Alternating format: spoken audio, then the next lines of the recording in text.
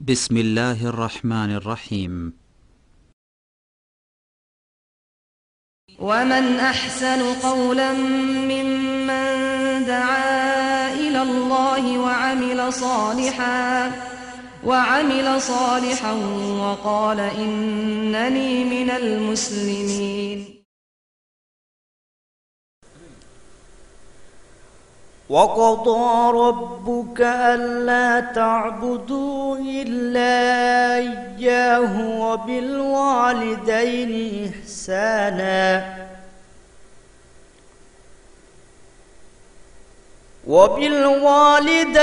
إحسانا إما يبلغن عندك الكبر أحدهما أو كلاهما فلا تقل لهما أف ولا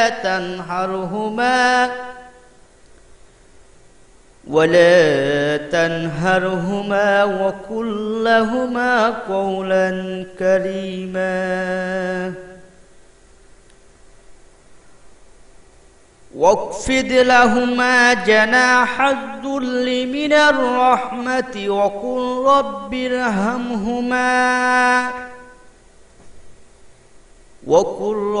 ارحمهما كما ربياني صغيرا.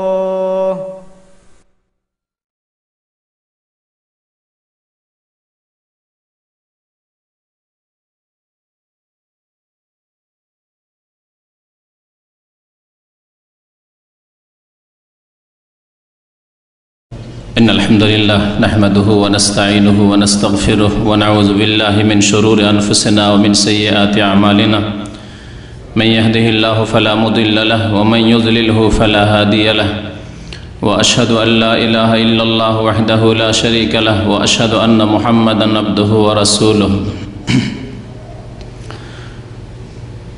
صلى الله تعالى عليه وعلى آله وصحبه وسلم تسليما كثيرا. يا أيها الذين آمنوا اتقوا الله حق تقاته ولا تموتن إلا وأنتم مسلمون. يا أيها الناس اتقوا ربكم الذي خلقكم من نفس واحدة وخلق منها زوجها وبث منهما رجالا كثيرا ونساء واتقوا الله الذي تساءلون به والأرحام إن الله كان عليكم رقيبا. يا أيها الذين آمنوا اتقوا الله وقولوا قولا سديدا يصلح لكم أعمالكم ويغفر لكم ذنوبكم ومن يطع الله ورسوله فقد فاز فوزا عظيما. أما بعد فإن خير الحديث كتاب الله وخير الهدي هدي محمد صلى الله عليه وسلم وشر الأمور محدثاتها وكل محدثة بدعة وكل بدعة ضلالة وكل ضلالة في النار. أعوذ بالله من الشيطان الرجيم. بسم الله الرحمن الرحيم. وقضى ربك ألا تعبدوا إلا إياه وبالوالدين إحسانا إما يبلغن عندك الكبر أحدهما أو كلاهما فلا تقل لهما أف ولا تنهرهما وقل لهما قولا كريما واخفض لهما جناح الذل من الرحمة وقل رب ارحمهما كما ربياني صغيرا.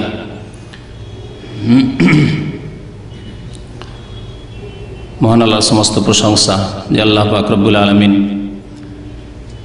আমাদেরকে সৃষ্টি করেছেন এবং আমাদেরকে যেমন ইবাদত বন্দেগীর আদেশ দান করেছেন তেমনি আল্লাহর সৃষ্টিদের সাথে আল্লাহর মখলুকদের সাথে সৎ ব্যবহারের আদেশ প্রদান করেছেন। দরুদ ও সালাম নাজিল হোক নবী মুহাম্মদুর রাসূলুল্লাহ সাল্লাল্লাহু আলাইহি ওয়াসাল্লামের প্রতি, যিনি আমাদেরকে সঠিক পথ দেখিয়েছেন। আল্লাহুম্মা সাল্লি আলাইহি আল্লাহুম্মা বারিক আলাইহি।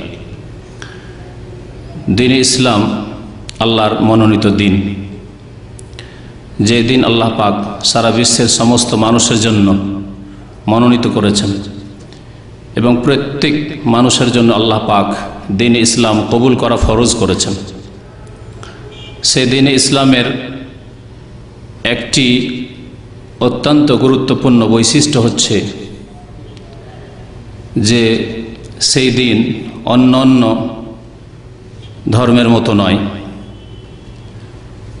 অন্য অন্য ধর্মে সামান্য কয়েকটি কাজের নাম হচ্ছে তাদের ধর্ম, যারা মন্দিরে যায় তাদের মন্দিরের কিছু উপাসনার নাম হচ্ছে ধর্মকর্ম। যারা গির্জা যায় তাদের ধর্ম তাদের গির্জার সাথে সীমিত, বাকি মানুষের সাথে আচার আচরণের ক্ষেত্রে তাদের দিনে এমন কোনো উল্লেখযোগ্য দিক নির্দেশনা নেই। পক্ষান্তরে দিনে ইসলাম যেমন আল্লাহ পাকের ইবাদত বন্দেগীর নাম, তেমনি আল্লাহর বান্দাদের সাথে মুআমালাত সদাচরণের নাম।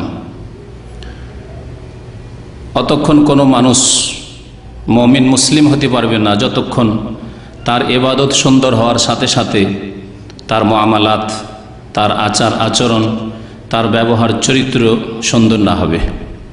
দিন ইসলাম হচ্ছে এই দুটি বিষয়ের নাম, ইবাদত এবং মুআমালাত। মোবাইলগুলি বন্ধ করে দেবেন আপনারা। আল্লাহ পাক রব্বুল আলামিন প্রত্যেক মানুষের সাথে সদাচরণ করতে বলেছেন, তবে আল্লাহ পাকের হকের পরে যাদের সাথে সদ্ব্যবহার করতে বলা হয়েছে, সদাচরণ করতে বলা হয়েছে, ভালো আচরণ করতে বলা হয়েছে, তারা হচ্ছেন মাতা পিতা। আজকে দীর্ঘদিন পরে মাতা পিতা সম্পর্কে আপনাদের সামনে কোরআন এবং হাদিসকে সামনে রেখে কিছু আলোচনা করতে চাই। দীর্ঘদিন আগে এই সম্পর্কে একটি আলোচনা করেছিলাম, যদিও মাঝে মাঝে আনুষঙ্গিক আলোচনা চলে আসছে, কিন্তু বিস্তারিত এইরকম আলোচনা দীর্ঘদিন থেকে হয়নি। আর আজকালকার জামানায় অধিকাংশ মানুষ যেমন ইবাদত বন্দেগী থেকে দূরে সরে গেছে, নামাজ থেকে দূরে সরে গেছে, তেমনি মাতা পিতার সাথে সদ্ব্যবহার থেকে দূরে সরে গেছে। মাতা পিতার হক, মাতা পিতার অধিকার, মাতা পিতার প্রাপ্য আদায় করতে গিয়ে গাফিলতিতে লিপ্ত রয়েছে। কিয়ামতের লক্ষণ আক্কা উম্মাহু ওয়া বাররা সাদিকা। কিয়ামত যখন নিকটবর্তী হবে তখন মায়ের নাফরমানি করবে, মাতা পিতার বিরুদ্ধাচরণ করবে, তাদেরকে কষ্ট দেবে, তাদের সাথে দূরত্ব হয়ে যাবে। ওয়া বাররা সাদিকা, বন্ধুকে নিকটবর্তী বানিয়ে নেবে, বন্ধুর সাথে সুন্দর আদান প্রদান, বন্ধুর সাথে খাতির, বন্ধুর সাথে খাওয়া দাওয়া, বন্ধুর জন্য খরচ করা। আজকে দেখুন কত মানুষ রয়েছে যাদের প্রত্যেক দিন বুফিয়ায়, প্রত্যেক দিন হোটেলে বা চায়ের দোকানে গিয়ে বন্ধু বান্ধবের সাথে কত টাকা খরচ হয়। যদি মাসিক হিসাব করা যায় দেখা যাবে যথেষ্ট পয়সা খরচ করে, কিন্তু মাতা পিতার জন্য মাসে কত টাকা পাঠায়, বিশেষ করে বিবাহ শাদী হয়ে যাওয়ার পরে, যখন এক শ্রেণীর পুরুষদের লাগাম ধরে তাদের স্ত্রীরা টানতে থাকে, খবরদার খবরদার টাকা পয়সা তো খরচ করবে না, টাকা পয়সা দিবে না বাপ মা গিয়ে। তো ওই সময় অবস্থা পরিবর্তন হয়ে যায় অধিকাংশ মানুষের। আমরা হিসাব করি না যে আমাদের পকেট খরচ, যেটাকে বলে আমাদের দেশের ভাষায় পকেট খরচ, চায়ের দোকানের বিল কত আসে, আর যারা হারাম খায়, সিগারেট পান করে, জর্দা খায়, তাদের আবার হারাম খাওয়ার বিল কত আসে, আর মাতা পিতার খেদমতের সেবায় কত খরচ করি। এই হিসাবগুলি আমরা অনেকেই করি না।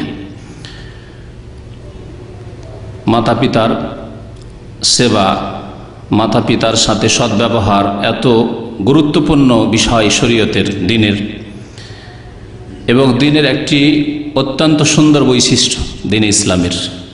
যেই বৈশিষ্ট্যটিকে যদি আমরা অমুসলিমদের সামনে তুলে ধরতে পারি, আমাদের কথার মাধ্যমে, আমাদের বক্তব্যের মাধ্যমে, আমাদের লিখনির মাধ্যমে, এবং সবচাইতে বড়, সবচাইতে আগে আমাদের আচার আচরণের মাধ্যমে, বাস্তবে যদি আমরা আমাদের প্রতিবেশী অমুসলিমদেরকে দেখিয়ে দিতে পারি যে আমরা মুসলিম হিসাবে মাতা পিতার সাথে কেমন সুন্দর আচরণ করি, কেমন সদ্ব্যবহার করি, কেমন তাদের খেদমত করি, পক্ষান্তরে অমুসলিমদের কাছে সে আদর্শ পাওয়া যায় না।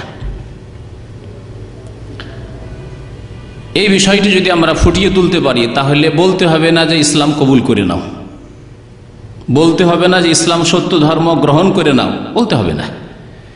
বিনা বলাতেই তারা স্বেচ্ছায় খুশি হয়ে ইসলাম কবুল করবে এবং জান্নাতের পথ ধরবে। এইভাবেই সাহাবাই কেরাম, সালাফে সালেহিন, তাবেঈন কেরাম, আইম্মাই কেরাম ইসলামের দাওয়াত দিয়েছেন।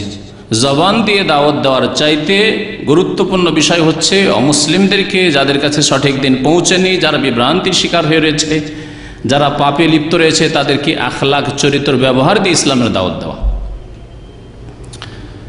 আল্লাহ পাক রব্বুল আলামিন কোরআনে কারিমে মাতা পিতার সম্পর্কে কয়েকটি সূরায় বিভিন্নভাবে উল্লেখ করেছেন তাদের হকের কথা। মহান আল্লাহ ইরশাদ করেছেন সূরা বনী ইসরাঈলে, সূরা বনী ইসরাঈল আয়াত নম্বর 23। মহান আল্লাহ ইরশাদ করেছেন ওয়াকাদা রব্বুকা আল্লা তা'বুদু ইল্লা ইয়াহু ওয়া বিল ওয়ালিদাইনি ইহসানা। এই আয়াত, এতে বিস্তারিত আল্লাহ পাক রব্বুল আলামিন বর্ণনা করেছেন মাতা পিতার সেবা এবং মাতা পিতার সাথে যে খারাপ আচরণগুলি করা যাবে না, যেগুলি করলে তাদেরকে কষ্ট দেওয়া হবে, এবং তাদের যে কোনো রকমের চরিত্র যা দিয়ে কষ্ট পান তারা, তা থেকে তোমাকে বিরত থাকতে হবে। আল্লাহ পাক রব্বুল আলামিন এই শিক্ষা আমাদেরকে দিয়েছেন। এছাড়াও মাতা পিতার সেবা এত গুরুত্বপূর্ণ বিষয় শরীয়তে যে আল্লাহ পাক রব্বুল আলামিন সূরা বাকারায় তার কথা উল্লেখ করেছেন, সূরা নিসায় উল্লেখ করেছেন, সূরা আনকাবুতে উল্লেখ করেছেন, সূরা লুকমানে আল্লাহ পাক উল্লেখ করেছেন, সূরা আহকাফে আল্লাহ পাক উল্লেখ করেছেন। আমি এই আয়াতগুলি সংক্ষেপে হলেও আপনাদের সামনে পেশ করার চেষ্টা করব। আর আজকে মাতা পিতার সম্পর্কে আলোচনা হয়তো শেষ হবে না, আগামী সপ্তাহ বাকিটা ইনশাআল্লাহ তাআলা কমপ্লিট করব। মহান আল্লাহ ইরশাদ করেছেন সূরা বনী ইসরাঈল, সূরাতুল ইসরা, ওয়াকাদা রব্বুকা, আল্লাহ পাক রব্বুল আলামিনের ওয়াকাট্টু আদেশ, আল্লাহ পাকের ফয়সালা। কি ফয়সালা? আল্লাহ তা'বুদু ইল্লা ইয়াহু, তোমরা একমাত্র তাঁর ইবাদত বন্দেগী করবে, আল্লাহ পাকের ইবাদত ছাড়া আর কারো ইবাদত করবে না, আল্লাহকে সেজদা করা ছাড়া আর কাউকে সেজদা করবে না, আল্লাহ পাকের নিকট দোয়া করা ছাড়া অন্য কারো কাছে দোয়া করবে না, আল্লাহ পাক রব্বুল আলামিনকে রিজিক দাতা ছাড়া অন্য কাউকে রিজিক দাতা ভাববে না, আল্লাহ পাক রব্বুল আলামিন ছাড়া অন্য কাউকে রোগের আরোগ্যদাতা ভাববে না, আল্লাহ পাক রব্বুল আলামিন ছাড়া কেউ তোমার হায়াতের মালিক নয়, মৌতের মালিক নয়, তোমার রিজিকের মালিক নয়, তোমার জীবনের মালিক নয়। সুতরাং সমস্ত ইবাদত বন্দেগী এক আল্লাহ পাক রব্বুল আলামিন হতে হবে। এমন নয় যে অসুখ হয়েছে, বালা মুসিবত এসেছে, ছেলে মেয়ে হয় না, চলে গেলাম মাজারে দিয়ে শিরক করে ঈমান হারিয়ে চলে আসলাম, আর সমান হয়ে গেলাম ওইসব অমুসলিমদের যারা পুতুলের পূজা করে, কোনো পার্থক্য থাকলো না। আল্লাহ তা'বুদু, ইবাদত আসলে নেই ইল্লা ইয়াহু, একমাত্র তাঁর ছাড়া। আসল হচ্ছে ইবাদত চলবে না, একমাত্র সেই ইবাদত চলবে যে ইবাদত আল্লাহ পাক করতে বলেছেন। আর আল্লাহ পাক একমাত্র তাঁর ইবাদত বন্দেগী করার জন্য সৃষ্টি করেছেন, ওমা খালাকতুল জিন্না ওয়াল ইনসা ইল্লা লিয়াবুদুন। সুতরাং ইবাদত যত প্রকারের ইবাদত রয়েছে, নামাজ হোক, সেজদায় হোক, দোয়া হোক, ফরিয়াদ হোক, রিজিক তলব করাই হোক, সন্তান সন্ততি ছেলে মেয়ে চাওয়াই হোক, যে কোনো রকমের ইবাদত বন্দেগী হোক, সমস্ত মান্নত হোক, নজর হোক, কুরবানি করা হোক, জবাই করা হোক, এমন নয় যে খাসি মোরগ নিয়ে চললেন ওরসের মেলায় মাজারে গিয়ে জবাই করে আসেন না, সেটি ইবাদত। সুতরাং জবাই হতে হবে একমাত্র আল্লাহর সন্তুষ্টির জন্য এবং আল্লাহ পাকের নামে, উৎসর্গ হইতে হবে একমাত্র আল্লাহর জন্য।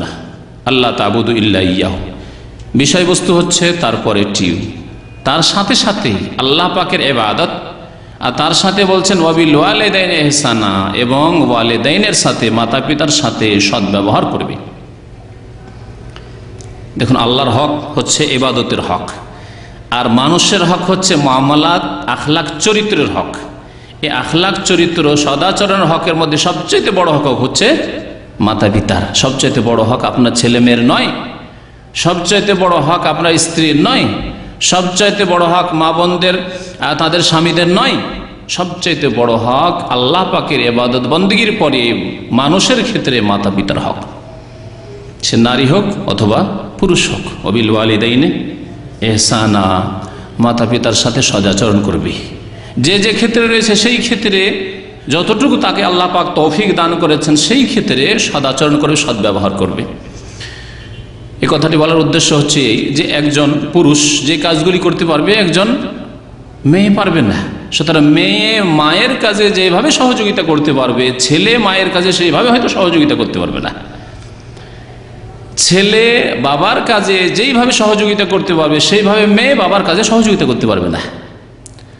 এজন্য আল্লাহ পাক যাকে যতটা শক্তি দিয়েছেন ততটা জিজ্ঞাসা করেন, তার বেশি জিজ্ঞাসা করবেন না এবং তার বেশি দায়িত্ব দেননি। লা ইউকাল্লিফুল্লাহু নাফসান ইল্লা উসাহা।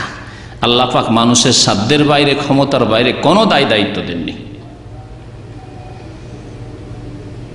একজন মেয়ে যতক্ষণ পর্যন্ত বিয়ে শাদী হয়নি, যেইভাবে মায়ের খেদমত তার উপর ফরজ রয়েছে, মা পাকশা করে খাওয়াবে, আর সে বাড়িতে একজন সাবালিকে শুয়ে থাকবে, মা পাক করবে তো খাওয়াবে না, বরং সে পাকশাক করবে, শিখবে, সহযোগিতা করবে, যতটুকু পারবে সহযোগিতা করবে। আল্লাহ যতটা ক্ষমতা দিয়েছেন, এই না যে আমি পারছি না, অথচ তার সাথী সঙ্গীরা পারছে, তার মতো অন্যান্য মেয়েরা পারছে।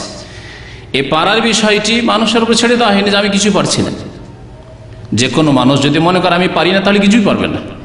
আর যদি মনে করে আমি পারি, ইনশাআল্লাহ তাআলা পারি, আল্লাহ পাক যা শরীরে ক্ষমতা দিয়েছেন, তাহলে অনেক কিছুই পারতে পারে। কিন্তু বিবাহ শাদী হয়ে যাওয়ার পরে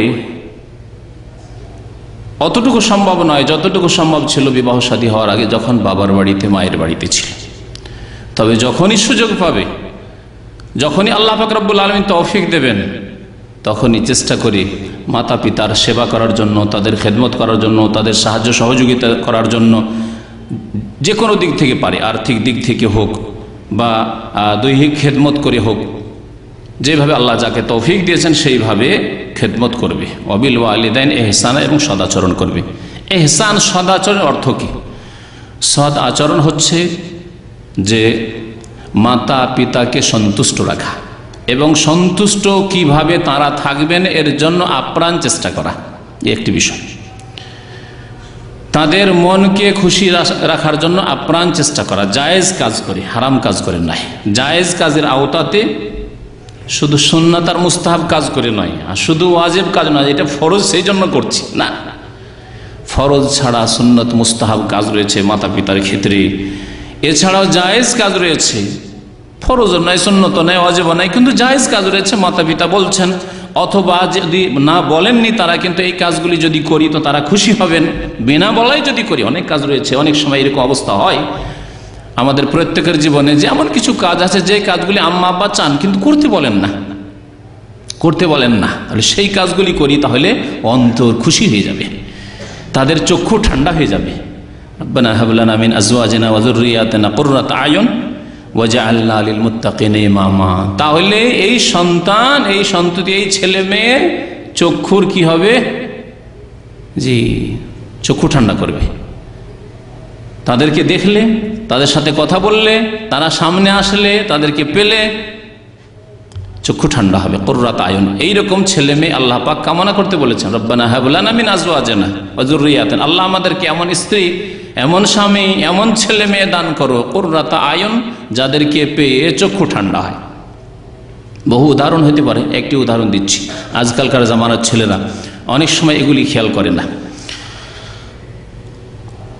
বাজার থেকে আসছেন, মাল সামান আছে গাড়িতে, গাড়ি থেকে আব্বা ছেলে মেয়েদেরকে বলছে না, নিজে আব্বা হাতে করে তোমরা চলো, ওদের মায়া করছে, যা করে আরাম করুক, আমি উঠাই।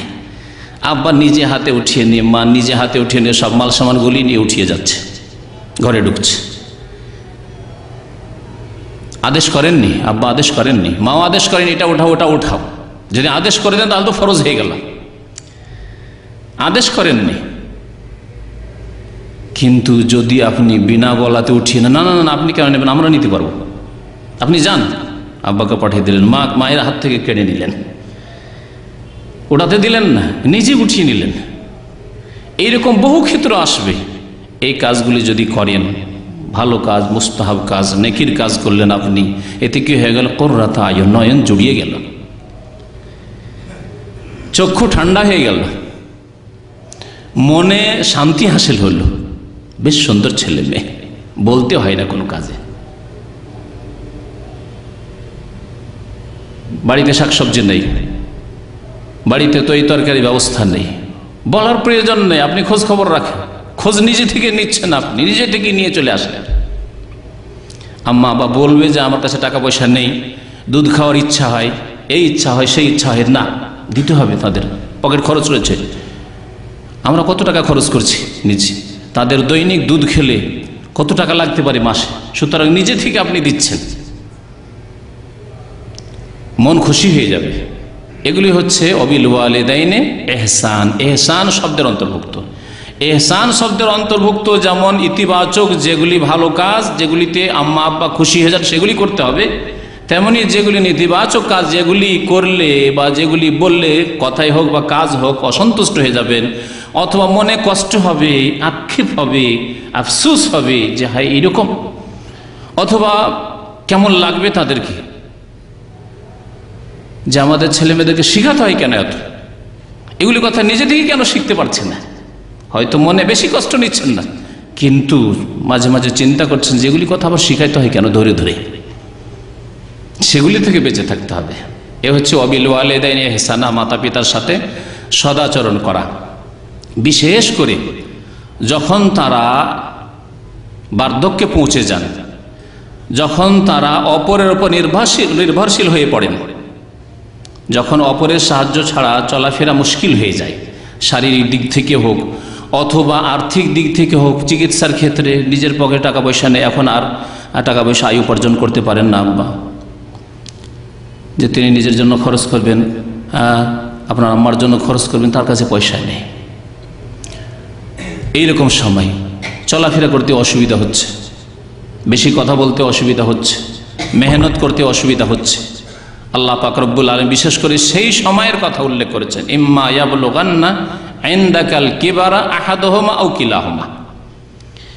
এবং ভাগ্যবান ওই সব ভাইরা যারা মাতা পিতাকে বৃদ্ধ অবস্থায় পেল, ভাগ্যবান তারা, তাদের কাছে জান্নাত পাওয়ার ভালো একটি সুযোগ চলে আসলো। অতীতের গুনাহ খাতা আল্লাহর কাছ থেকে মার্জনা করাবার ভালো একটি সুযোগ চলে আসলো। ইম্মা ইয়াবলুগান্না ইনদাকাল কিবার, যদি তোমাদের কাছে বার্ধক্যে গিয়ে তাদের দুইজনে অথবা একজনে, আহাদুহুমা আও কিলাহুমা, তাদের একজন হয়তো আব্বা বৃদ্ধ হয়ে গেছেন ওই অবস্থায় পেলেন, একজনকে পেলেন, একজন হয়তো আগেই মারা গেছে, আও কিলাহুমা অথবা দুইজনকে পালেন বৃদ্ধ অবস্থায়, ফালা তাকুল্লাহুমা উফ। আল্লাহ বলছেন এই বৃদ্ধ অবস্থায় উফ শব্দ বলিও না, বিরক্তি সূচক কোনো কথা বলিও না। উফ বলে আল্লাহ পাক রব্বুল আলামিন যে কোনো বিরক্তি সূচক কথার দিকে ইঙ্গিত করেছেন। এই না যে শুধু উফ বলবেন না, বাকি হেই আর হই, দূর। এক এক অঞ্চলের এক এক রকমের ভাষা আছে, বিরক্তি প্রকাশ করার বিভিন্ন ভাষা আছে, বিভিন্ন অঞ্চলের বিভিন্ন ভাষায়, আরবি ভাষায় আলাদা আছে, উর্দু ভাষায় আলাদা আছে, বাংলা ভাষায় আবার এক এক অঞ্চলের এক এক রকমের বিরক্তি প্রকাশ করার তরিকা আছে। সবগুলি থেকে বিরত থাকবেন আপনি। ফালা তাকুল্লাহুমা উফ, তাদের জন্য বিশেষ করে এই অবস্থায় কেন বললেন? একটি কারণ হচ্ছে তার যে বার্ধক্যে সাধারণত কথা বলতে গিয়ে অনেক সময় এমন কথা বলে ফেলেন যেটি হয়তো যুক্তিসঙ্গত নয়। আমাদের দেশে একটি আঞ্চলিক কথা আছে, গাছ পাকলে সার আর মানুষ পাকলে ছারখার। মানুষ পেকে গেলে, বয়স বেশি হলে ছারখার হয়ে যায়, তখন কথা বলা ঠিক থাকে না অনেক সময়। তো এমন কিছু কথাবার্তা হয়তো বলছেন বার্ধক্য 60-70 বছরের মাতা পিতা, যেগুলি আপনাকে যুক্তিসঙ্গত মনে হচ্ছে না, ভালো লাগছে না, তখন আপনি হেই কি বলেন আপনি, ওহ এইসব কথাবার্তা বলেন না। কখনো বিরক্তি প্রকাশ করবেন না। বিরক্তিকর কথা হলেও আপনার বিরক্তি প্রকাশ করা না জবান দ্বারা যাবে, না আপনার চেহারা দিয়ে যাবে। অনেক সময় হয়তো বিরক্তি হয়তো কথার দ্বারা প্রকাশ করলেন না, কিন্তু মেজাজটা খারাপ করলেন, যেন মনটা খারাপ করে উঠলেন, চেহারাতে বোঝা যাচ্ছে যে আম্মার কথা শুনে, আব্বার কথা শুনে মুখটা কেমন করে দিলেন আপনি। আল্লাহ নিষেধ করেছেন, কঠোরভাবে নিষেধ করেছেন। বার্ধক্য সাধারণত এরকম অবস্থা হতে পারে, সেই জন্য আল্লাহ পাক রব্বুল আলামিন বিশেষ করে বার্ধক্যের কথা বলেছেন। না হলে আব্বা আম্মা এখনো বৃদ্ধ হননি, বয়স 30-40 রয়েছে, 45-50-এর মধ্যে রয়েছে, তখন কি করা যাবে না? তখনও করা যাবে না, তখনও হারাম বিরক্তি প্রকাশ করা। আরেকটি কারণ হচ্ছে যে আব্বা আম্মা যখন শক্তিশালী থাকেন, 40-50-এর মধ্যে বয়স আছে, তখন ছেলেরা বাবা মার সামনে বিরক্তি প্রকাশ করতে সাহস করে না। এখন আব্বা আম্মাকে বলে ভয় লাগে, এখনো মার দিতে পারে। কিন্তু যখন 60 বছর 70 বছর হয়ে গেছে বয়স, তখন কি আর মারতে পারবে? আপনার রক্ত গরম হয়ে আছে আর আব্বা আম্মা বৃদ্ধ হয়ে গেছেন, তখন তার ওই ভয় নেই। তখন বিরক্তি প্রকাশ হয়ে যাওয়া দুর্বল ইমানের মানুষ থেকে স্বাভাবিক। সেজন্য আল্লাহ পাক বিশেষ করে সতর্ক করেছেন, ইম্মা ইয়াবলুগান্না ইনদাকাল কিবারা আহাদুহুমা আও কিলাহুমা ফালা তাকুল লাহুমা উফ ওয়ালা তানহারহুমা। আর কখনো ধমক দিয়ে কথা বলবে না, শাসানিমূলক কথা বলবে না, ধমক দিয়ে। বোঝেন না কিছু, কথা বলেন, চুপ করেন। এইরকম কথা কত লোকে যে বলে মাতা পিতাকে, চুপ করো মা, তুমি কি বুঝো? নিজেই বুঝে। আল্লাহ পাক রব্বুল আলামিন সৃষ্টিকর্তা আর মাতা পিতা জন্মদাতা, এই জন্য আল্লাহ পাকের পরে হক রয়েছে মাতা পিতার। আর তারা বুঝলো না, আপনি বুঝলেন বেশি, বুঝতে শিখেছেন। প্রতীক্ষা করেন, ইন্তজার করেন, আপনার উপর সেই সময় আসছে যখন আপনাকে আপনার ছেলেও বলবে যে আপনি কিছুই বুঝেন না। জামানা আরো খারাপের দিকে যাচ্ছে, জামানার মানুষ আরো দুর্বল ইমানের দিকে যাচ্ছে, পাপের দিকে যাচ্ছে। এবং একটি নীতিমালা আছে আল্লাহ পাক রব্বুল আলামিনের, সুন্নাতুল্লাহ, ওয়ালান তাজিদা লিসুন্নাতিল্লাহি তাবদীলা। আল্লাহ পাক রব্বুল আলামিন নীতিমালায় কোনো পরিবর্তন নেই। যেমন আপনি কর্ম করবেন তেমন ফল পাবেন। আরবি ভাষায় এটিকে ফিকার কায়দার মধ্যে বর্ণনা করেছে আল জাযা মিন জিনসিল আমাল। প্রতিদান আপনি পাবেন আপনার আমল মোতাবেক, আপনার কর্ম অনুপাতে। আপনার কর্ম যেমন হবে তেমন আপনি প্রতিদান পাবেন। আপনি যদি মাতা পিতার ক্ষেত্রে যদি তাদের হক নষ্ট করেন, তাদেরকে দুঃখ দিয়ে থাকেন, তাদেরকে কষ্ট দিয়ে থাকেন, তাদের অবাধ্য হয়ে থাকেন, বা তাদের হক ঠিকভাবে আদায় না করে থাকেন, যতটুকু আল্লাহ পাক রব্বুল আপনাকে দায়িত্ব দিয়েছেন, তৌফিক দিয়েছেন, তাহলে আপনার সাথে আপনার ছেলেমেয়েরা তার চাইতে বেশি করবে। ওই রকমই বদলা আপনি আল্লাহর পক্ষ থেকে পাবেন। কামা তাদিন ও তোদানো, আরবিতে একটি প্রবাদ আছে, যেমন কর্ম তেমন ফল অবশ্যই পাওয়া যাবে। সুতরাং এইরকম যাতে না করতে হয়, আর এইরকম যাতে করে অবস্থা না আসে, আপনি আগে থেকে চিন্তা করে নেবেন, আজকে যদি এইরকম কাজ করি আমি, তাহলে আমার সাথে এর চাইতেও খারাপ ব্যবহার করা হবে আমার ছেলে মেয়েদের পক্ষ থেকে। তারপরে আল্লাহ পাক রব্বুল বলছেন ওয়ালা তানহারহুমা ওয়া কুল লাহুমা কওলান কারীমা, এবং তাদেরকে সম্মানসূচক ভাষা বলো, সম্মানসূচক কথা বলো, সম্মানের কথা বলো, এমন কথা বলো যাতে সম্মান রয়েছে, এমন কথা বলো যাতে নম্রতা রয়েছে, নরম ভাষায় কথা বললো। অনেক সময় বোঝাতে হইতে পারে, অনেক সময় আপনি যুক্তি দিয়ে দেখছেন যে ক্ষতি হতে যাচ্ছে, আপনি যুক্তি দিয়ে বুঝিয়ে নেন, কিন্তু আপনি সম্মানসূচক কথা দিয়ে, ভাষা দিয়ে বুঝিয়ে নেন। ওয়া কুল লাহুমা কওলান কারীমা। আল্লাহ পাক তারপরে বলছেন ওয়াকফিদ লাহুমা জানাহা যুল্লি মিনার রাহমাহ, তাদের জন্য তোমার বিনয়ের ডানাকে ঝুঁকিয়ে দাও, অর্থাৎ তুমি তাদের সামনে বিনয়ী হও, উদ্ধত প্রকাশ করিও না, নিজেকে বড় মনে করিও না। বিশেষ করে ছেলেরা মেয়েরা যখন বেশি শিক্ষিত হয়ে যায়, আজকাল জামানা হচ্ছে শিক্ষার যুগ, মা হয়তো একেবারে নিরক্ষর, সই করতে জানে না, বাবা হয়তো প্রাইমারিও পাশ করেনি, হ্যাঁ, বা মাদ্রাসে পড়লে কোরআনটাই কোনো রকম টেনে টেনে পড়তে পারে, আর আপনি হয়ে গেছেন বড় আলেম হয়ে গেছেন, বড় কারি হাফেজ হয়ে গেছেন, অথবা বড় ডাক্তার ইঞ্জিনিয়ার হয়ে গেছেন, মাস্টার ডিগ্রি করেছেন। এইরকম অবস্থায় বিশেষ করে প্রফেসর লেকচারার হয়ে গেছেন, টিচার হয়ে গেছেন, সরকারি চাকরি পেয়ে গেছেন। এইরকম ক্ষেত্রে অনেক সময় শয়তান স্বীকার করে নেয়, অহংকার অন্তরে সৃষ্টি হয়ে যায়। বাবা অশিক্ষিত, মা অশিক্ষিতা, লোকের সামনে পরিচয় দিতে অনেক সময় লজ্জা লাগে। চরম গুনার কাজ, অন্তরে গুনাহ রয়েছে। যদি এরকম অবস্থা হয়, প্রথম অন্তরেই গুনাহ রয়েছে। আর তার বহিঃপ্রকাশ যদি ঘটে, কথাবার্তায়, চলা ফেরায়, পরিচয় দিতে গিয়ে লজ্জাবোধ হচ্ছে, আব্বা বলতে কেমন লাগছে যেন, একজন চাষি আর আমি হচ্ছি এত শিক্ষিত মানুষ, কি করে আব্বা বলে ডাকবো গ্রামে? শোনেন, এইভাবে হয়তো বলছেন, শোনো আব্বা নাই। অনেক লোক এরকম রয়েছে, আমার চোখে এক দুটো এরকম দেখা রয়েছে, সারা জিন্দিগি ভরে আব্বা বলেনি, মৃত্যুর সময় তারা বলছে বাবা একবার আমাকে আব্বা বলো, বলাতে পারেনি, গ্রামের লোক বলাতে পারেনি।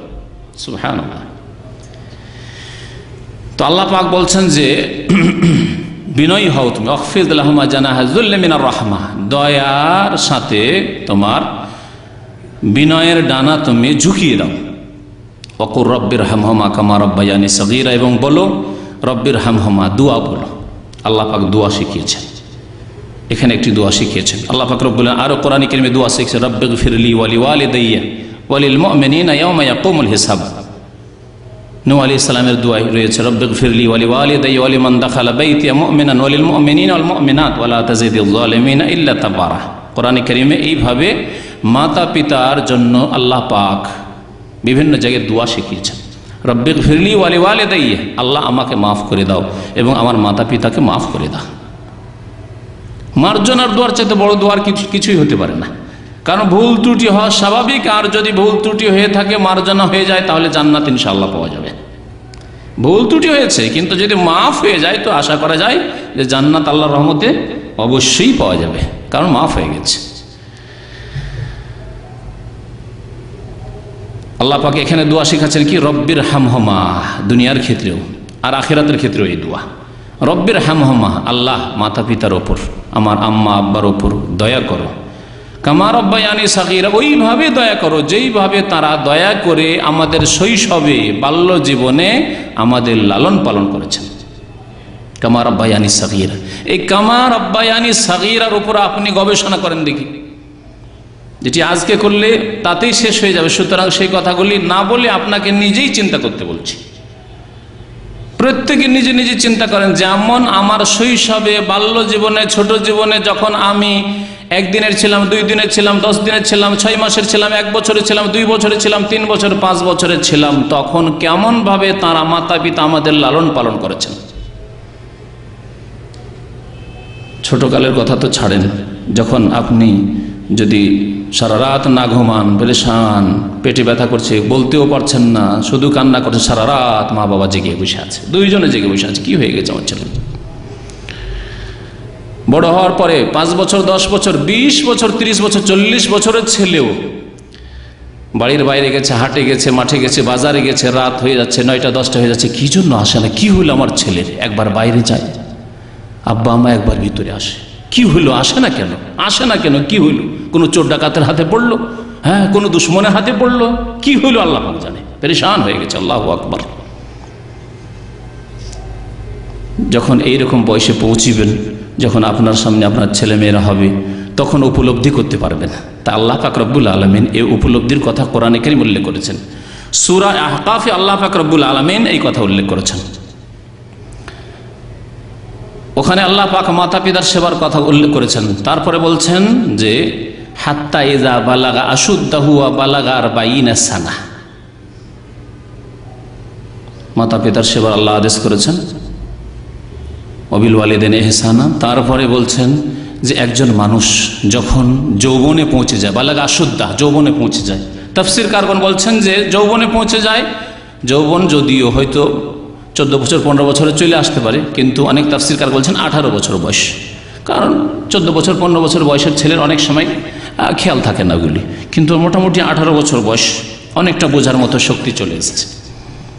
একটা 18 বছরের ছেলে আজকাল উচ্চ মাধ্যমিক পাশ করে নেই, 12 ক্লাস পাশ করে নেই, অনেকটাই বুঝছে, দুনিয়া সম্পর্কে যথেষ্ট মোটামুটি জ্ঞান হয়ে গেছে।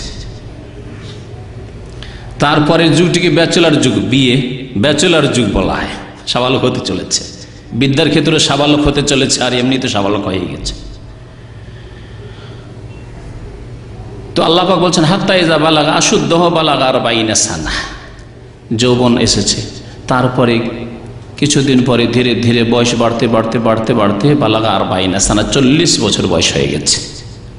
আল্লাহ পাক 40 বছর বয়সের কথা কেন উল্লেখ করলেন? এখানে একটি রহস্য উলামায়ে কেরাম উল্লেখ করেছেন যে একজন মানুষ, একজন যুবক তার 40 বছর বয়স পর্যন্ত যদি মাতা পিতার অনুগত থাকে, মাতা পিতার যদি নাফরমানি না করে থাকে, মাতা পিতাকে যদি কষ্ট না দিয়ে থাকে, তাহলে বাকি জীবন 60 বছর 70 80 100 বছর বাঁচলেও কোনোদিন মাতা পিতাকে কষ্ট দেবে না, আশা করা যায়। কথা বাস্তব সত্য। তার ফিতরাত প্রকৃতিতে পরিণত হয়ে গেছে মাতা পিতার সেবা করার, দীর্ঘ 40 বছর বয়স পর্যন্ত আল্লাহ পাক 40 বছর কথা উল্লেখ করেছেন। এই একটি দিক। আর একটি দিক হচ্ছে যে 40 বছর বয়স হলে মোটামুটি আপনার ছেলে মেয়েরাও 10 বছর 15 বছর তো হয়ে গেছে। 10 বছর 15 বছর হতে পারে, তারও বেশি হয়ে যেতে পারে। আজকাল একটু বিলম্ব করে বিয়ে শাদী করে 25-এ বিয়ে করলেও তো মোটামুটি 15 বছরের ছেলে মেয়ে হয়ে যায়। তাহলে সামনে যখন ছেলে মেয়ে চলে এসেছে 12 বছর 14 বছর 15 বছর 18 বছরের, তখন আর আপনি এখন কোন দিকে যাচ্ছেন? অবনতির দিকে যাচ্ছেন। আপনার যৌবন এখন ফুরিয়ে যাচ্ছে, 40 বছরের পরে এখন শুরু হচ্ছে, ভাটির দিকে যাচ্ছেন এখন আপনি, এখন দুর্বল হতে যাচ্ছেন আপনি, এখন কমজোর হতে যাচ্ছেন। তখন আশা আকাঙ্ক্ষা বাড়ছে যে এই ছেলেরা যদি আমার মানুষ হয়ে যায়, এই ছেলেরা পড়াশোনা করে যদি শিক্ষিত হয়ে যায়, এই ছেলেরা যদি তাদের আচার আচরণ সুন্দর করে নেই, আদব কায়দা যদি সুন্দর হয়ে যায়, এই ছেলেরা যদি আমার গৃহস্থী, যারা গৃহস্থ মানুষ গৃহস্থীটা খুব সুন্দরভাবে করে, আর যদি জমি জায়গাগুলি সুন্দরভাবে দেখাশোনা করে, যারা শিক্ষিত, যারা লেখাপড়ার সাথে জড়িত, তারা যদি মনে করে যে আমার এই ছেলেগুলো যদি মেয়েগুলো যদি পড়াশোনা করে মানুষ হয়ে যায়, ইত্যাদি ইত্যাদি। যারা ব্যবসায়ী, এখন ছেলেদেরকে ব্যবসা লাগাতে চাই, ছেলেরা যদি আমার ব্যবসা সামলিয়ে নিতে পারে, কাজ হয়ে গেছে আমার, তাহলে আমি আরাম পেয়ে যাব। অবালাগার বাইনা সানা, 40 বছর বয়সে পৌঁছে যাওয়ার পরে তখন মুমিন বান্দার আল্লাহ পাক লক্ষণ বলছেন। মুমিন বান্দাকে কেমন করে চেনা যাবে? মাতা পিতার অনগত পরহেজগার ভালো মানুষ সদাচরণকারীদেরকে কেমন করে চেনা যাবে? তাদের এই দোয়া দিয়ে, এখানে আল্লাহ একটি দোয়া শিখিয়েছেন, দোয়াগুলি ভুলবেন না কিন্তু, 2টি দোয়া এর আগে বলেছি। এই দোয়া 40 বছর বয়সে গিয়ে একজন মুমিন মুত্তাকি আল্লাহ ভীরু মাতা পিতার ক্ষেত্রে, ছেলে মেয়েদের ক্ষেত্রে এই দোয়া করে। হাত্তা ইজা বালাগা শুদ্দাহু ওয়া বালাগা 40 সানা ক্বালা রব্বি আউজিনি, 40 বছর বয়সে এসে দোয়া করে, আল্লাহ আমাকে তৌফিক দান করো। আউজিনি মানে আমাকে শক্তি দান করো, তৌফিক দান করো, সামর্থ্য দান করো। আন আশকুরা নি'মাতাকাল্লাতী আন'আমতা আলাইয়া, যাতে করে তোমার সেই নিয়ামতের শুকরিয়া আদায় করতে পারি। অসংখ্য নিয়ামত আল্লাহ আমার উপর রয়েছে, আমার উপর নিয়ামত রয়েছে। আল্লাহ তুমি আমাকে মানুষ করেছো, আমাকে কুকুর শিরগাল করনি। আল্লাহ তুমি আমাকে মুসলিম করেছো, ঈমানের তৌফিক দান করেছো। আল্লাহ তুমি আমাকে নামাজি বানিয়েছো। আল্লাহ আমাকে তোমার ভয় দিয়েছো আমার অন্তরে। আল্লাহ তুমি আমাকে যৌবন দান করেছো, বিবাহ শাদী করলাম। আল্লাহ তুমি আমাকে স্ত্রী দান করেছো। আল্লাহ তুমি আমাকে ছেলে মেয়ে দান করেছো। ওয়াইন তাউদ্দু নি'মাতাল্লাহি লা তুহসুহা, আল্লাহর নিয়ামতকে এভাবে এক একটি করে যদি গণনা করেন তো গণে শেষ করতে পারবেন না। আল্লাহ বলছেন লা তুহসুহা, গণে শেষ করতে পারবেন না। আল্লাহর কাছে এই 40 বছর বয়সে গিয়ে এই দুয়ার কথা আল্লাহ উল্লেখ করেছেন মুমিনের লক্ষণ হিসাবে। তাফসীর কারগণ বলছেন, সুতরাং প্রত্যেক মুমিনের 40 বছর, বিশেষ করে 40 বছরে পৌঁছে গেলে, তার আগে থেকেই শুরু করে দেন আপনি, কিন্তু বিশেষ করে 40 বছর পর, 40 বছর পৌঁছে যাওয়ার পর যাতে করে ব্যতিক্রম না হয়, বেশি বেশি এই দোয়া করেন যে দোয়া কোরআনী দোয়া আল্লাহ পাক উল্লেখ করেছেন 40 সানা বলার পরে। 40 বছর বয়স হয়ে গেছে, এখন দোয়া করেন, 40-এর কাছাকাছি চলে এসেছেন, দোয়া করেন রব্বি আউজিনি আন আশকুরা নি'মাতাকাল্লাতী আন'আমতা আলাইয়া, আল্লাহ আমাকে তৌফিক দান করো, তোমার যে সব নিয়ামত রয়েছে সেসব নিয়ামতে যাতে করে আমি শুকরিয়া জ্ঞাপন করতে পারি, কৃতজ্ঞতা প্রকাশ করতে পারি, শুকরিয়া আদায় করতে পারি। আমার উপর যে সব নিয়ামত রয়েছে, ওয়া আলা ওয়ালিদাইয়া, আমার মাতা পিতার উপর যে সব নিয়ামত রয়েছে তার যাতে করে শুকরিয়া আদায় করতে পারি। মাতা পিতার উপর যে সব নিয়ামত রয়েছে সেই নিয়ামতের মাধ্যমে আপনি নিয়ামত ভোগ করছেন। আমি আমার ছাত্র জীবনে যখন বুঝার কিছুটা তৌফিক হইল, পারিপার্শ্বিক অবস্থা দেখে, প্রতিবেশীদের অবস্থা দেখে, দেশের গ্রামের অবস্থা দেখে, তখন আমি মাদ্রাসায় প্রায় ছাত্রদের সামনে বলতাম, আমাদের দেশের বাবার বড় ছেলেকে গৃহস্থরা চাষি বানায়, ঠিক না? গৃহস্থরা মনে করে যে বড় ছেলে যদি পড়াশোনা করে BMA পর্যন্ত, তো আমার গৃহস্থী কে দেখবে, জমি জায়গা কে দেখবে? সুতরাং বড় ছেলে সাধারণত পড়তে পারে না, পড়াশোনা করার সুযোগ সুবিধা হয় না, সামান্য কিছু পড়াশোনা করে তাকে লাঙল নিয়ে মাঠে পাঠিয়ে দেওয়া হয়, চাষে লাগিয়ে দেওয়া হয়, ঘর গৃহস্থিতে লাগিয়ে দেওয়া হয়। তো আল্লাহর শুকরিয়া আদায় করতাম যে আলহামদুলিল্লাহ ঘর গৃহস্থী থাকলেও এমন আল্লাহ পাক রব্বুল আলামিন রাস্তা বের করে দিয়েছিলেন যে আমার আব্বা পেশাগত তিনি ছিলেন টেলার, সুতরাং তার চাষাবাদের সাথে কোনো সম্পর্ক ছিল না।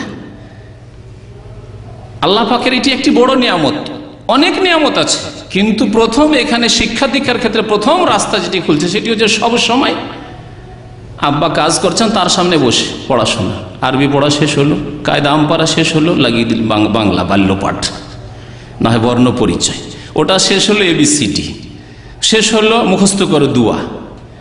এই করে আমার রুটিন, সারাদিন এই রুটিন। সকাল থেকে শুরু হতো মাদ্রাসা থেকে আসার পরে, তারপরে আবার জোহরের আগে একবার, আবার জোহর পর আরেকবার, আবার আসর পর, আবার মাগরিব পর, এসা পর্যন্ত মসজিদের ওই মুন্সিজির কাছে যে মক্তবে পড়া হয়। কোনো সময় ছিল না, পড়াশোনা ছাড়া কোনো ডিউটি ছিল না। তো বলতাম আল্লাহর শুকরিয়া আদায় করে যে আল্লাহ পাক রব্বুল আলামিন যদি চাষাবাদ বেশি থাকতো একটু, তাহলে পড়ার সুযোগ আমার হইতো না। এটি আল্লাহর নিয়ামত। বাবার ওপর যে নিয়ামত ছিল যে পেশাগত টাকা পয়সা ইনকাম উপার্জন করতে পারেন তিনি, ঘর গৃহস্থিতে মাঠে ঘাটে যেতে হয় না, চাষাবাদে যেতে হয় না, সেই জন্য পড়াশোনার সুযোগ হয়েছে, আল্লাহর নিয়ামত। ওয়ালা ওয়ালিদাইয়া, আমার মাতা পিতার উপরে এই নিয়ামত ছিল বলেই আমি পেয়েছি। আমার মাতা পিতা শিক্ষার গুরুত্ব বুঝতেন, দিন শিক্ষার গুরুত্ব বুঝতেন, হ্যাঁ, ইলমে দিনের গুরুত্ব বুঝতেন, শরীয়ত কোরআন হাদিস শিখাতে হবে, ছেলেকে নামাজি বানাতে হবে, এই গুরুত্ব বুঝতেন, তাই তো আমাকে ওই রাস্তায় দিয়েছিলেন। নাহলে আমার মামারা আমাকে টানতো ডাক্তার ইঞ্জিনিয়ার বানাবার জন্য। আমার এক বড় চাচা ছিল, সে আমাকে ডাক্তার ইঞ্জিনিয়ার বানানোর জন্য টানাটানি করতো। এই টানা হাঁচড়ার মধ্য দিয়ে আল্লাহ পাক রব্বুল আলামিন দিনের ওপর রেখেই আল্লাহ পাক দিনও দিয়েছেন, দুনিয়া থেকে আল্লাহ পাক বঞ্চিত করেনি। রব্বানা আতিনা ফিদ দুনিয়া হাসানা ওয়া ফিল আখিরাতি হাসানা ওয়া কিনা আযাবান নার। বলুন আলহামদুলিল্লাহ। তো আল্লাহ পাক এখানে আপনার ওপর নিয়ামতের কথা শুধু উল্লেখ করেনি, কি বলছেন? আউজিনি আন আশকুরা নি'মাতাকাল্লাতী আন'আমতা আলাইয়া ওয়া আলা ওয়ালিদাইয়া, আমার মাতা পিতাকে যে সব নিয়ামত দিয়েছো আল্লাহ, তারও শুকরিয়া আদায় করা তৌফিক দান করো। যে আমার মাতা পিতার মন মেজাজ দিয়েছো, আমার ছেলেকে পড়াই, আমার ছেলেকে আলেম করি, হাফেজ করি, আমার ছেলেকে চরিত্রবান করি, আমার ছেলেকে নামাজ শিখাই। কত যুবক রয়েছেন সারা জীবন চলে গেছে, যৌবন চলে গেছে, আম্মা আব্বা মাদ্রাসায় শিখতে বলেননি, কোরআন শিখতে বলেননি, দোয়া মুখস্থ করতে বলেননি, সূরা ফাতিহা পর্যন্ত মুখস্থ করতে বলেননি, আত্তাহিয়াত দরুদ মুখস্থ করাননি। আজ 25 বছর 30 বছর বয়স, 40 বছর বয়স হয়ে গেছে, লজ্জা লাগে। এখন কি করে বলবো যে আত্তাহিয়াত জানি না, শিখব? কারণ মাতা পিতা এখানে গাফিলতি করেছে। রব্বি আউজিনি আন আশকুরা নি'মাতাকাল্লাতী আন'আমতা আলাইয়া ওয়া আলা ওয়ালিদাইয়া ওয়া আন আ'মালা সালিহান তারদাহ। আরেকটি দোয়া, আল্লাহ যাতে করে আমি সৎ আমল করতে পারি, এমন সৎ আমল যা তুমি পছন্দ করো, যাতে তুমি রাজি হয়ে যাও। আল্লাহ এমন আমলের তৌফিক দান করো, নেক আমলের, যে নেক আমলের উপর তুমি সন্তুষ্ট হয়ে যাও, রাজি হয়ে যাও। ওয়া আন আ'মালা সালিহান তারদাহ। আরেকটি দোয়া ছেলে মেয়েদের জন্য, ওয়া আসলিহ লি ফি যুররিয়াতি, আল্লাহ আমার ছেলে মেয়েদেরকে সৎ বানিয়ে দাও। সুবহানাল্লাহ, কত সুন্দর দোয়া। ওয়া আসলিহ লি ফি যুররিয়াতি, একটি দোয়া শুধু, দুইটি তিনটি শব্দ, ওয়া আসলিহ লি ফি যুররিয়াতি, তিনটি শব্দ দিয়ে দোয়া। আল্লাহ আমার ছেলে মেয়েদেরকে, সন্তান সন্ততিদেরকে সৎ বানিয়ে দাও, সালেহ বানিয়ে দাও, নেক বানিয়ে দাও। আপনি যদি এই দোয়া করেন, আল্লাহকে দোয়া কবুল করবেন না? রাত্রে করছেন, দিনে করছেন, নামাজের মধ্যে করছেন, সিজদায় পড়ে আল্লাহ পাকের কাছে দোয়া করছেন, নামাজের পরে করছেন, তাহাজ্জুদে করছেন, রাত্রে করছেন, রমজান মাসে করছেন, রোজার অবস্থায় করছেন, জুমার দিনে করছেন, কত সময় এই দোয়া আপনি বারবার করতে আছেন। কখন আল্লাহ পাক কবুল করে নিয়েছে? আপনার ছেলে মেয়েগুলি সৎ হয়ে গেছে। যদি এইরকম দোয়া করে আল্লাহ পাক তৌফিক দেয় কোনো ভাইকে, অবশ্যই কোনো না কোনো দিন কবুল হয়েছে হবে। আল্লাহ পাক তাদের ছেলে মেয়েদেরকে সৎ করবে। ওয়া আসলিহ লি ফি যুররিয়াতি ইন্নী তুবতু ইলাইক, আল্লাহ তোমার দরবারে আমি তওবা করি। ওয়া ইন্নী মিনাল মুসলিমিন, আর আমি মুসলিম এ কথা আমি ঘোষণা করি, আমি আত্মসমর্পণকারী, তোমার দিন মেনে চলি। রব্বি আউজিনি আন আশকুরা নি'মাতাকাল্লাতী আন'আমতা আলাইয়া ওয়া আলা ওয়ালিদাইয়া ওয়া আন আ'মালা সালিহান তারদাহ ওয়া আসলিহ লি ফি যুররিয়াতি ইন্নী তুবতু ইলাইকা ওয়া ইন্নী মিনাল মুসলিমিন। আল্লাহ পাক এই দোয়া শিখিয়েছেন। সুতরাং এই দোয়া মুখস্থ করে নেবেন, কোরআনে কারীম সূরা আহকাফের দোয়া, আর এই দোয়া বেশি বেশি পড়ার চেষ্টা করবেন।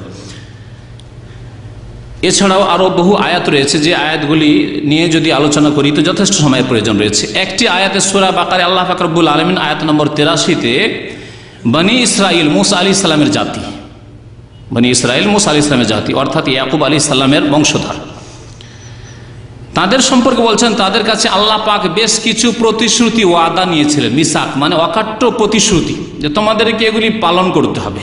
তার একটি ছিল যে মাতা পিতার তোমরা সেবা করবে, বিল ওয়ালিদাইনি ইহসানা। আল্লাহ পাক বলেছেন ওয়াইজ আখাযনা মিসাকা বানি ইসরাঈলা আল্লা তা'বুদু ইল্লাল্লাহ লা তা'বুদুনা ইল্লাল্লাহ ওয়া বিল ওয়ালিদাইনি ইহসানা। স্মরণ করো আমি বনি ইসরাইলদের কাছে, ইয়াকুব আলাইহিস সালামের বংশধরদের কাছে, মূসা আলাইহিস সালামের জাতি বনি ইসরাইল তাদের কাছে আমি প্রতিশ্রুতি নিয়েছিলাম যে তোমরা আল্লাহ ছাড়া কারো ইবাদত বন্দেগী করবে না।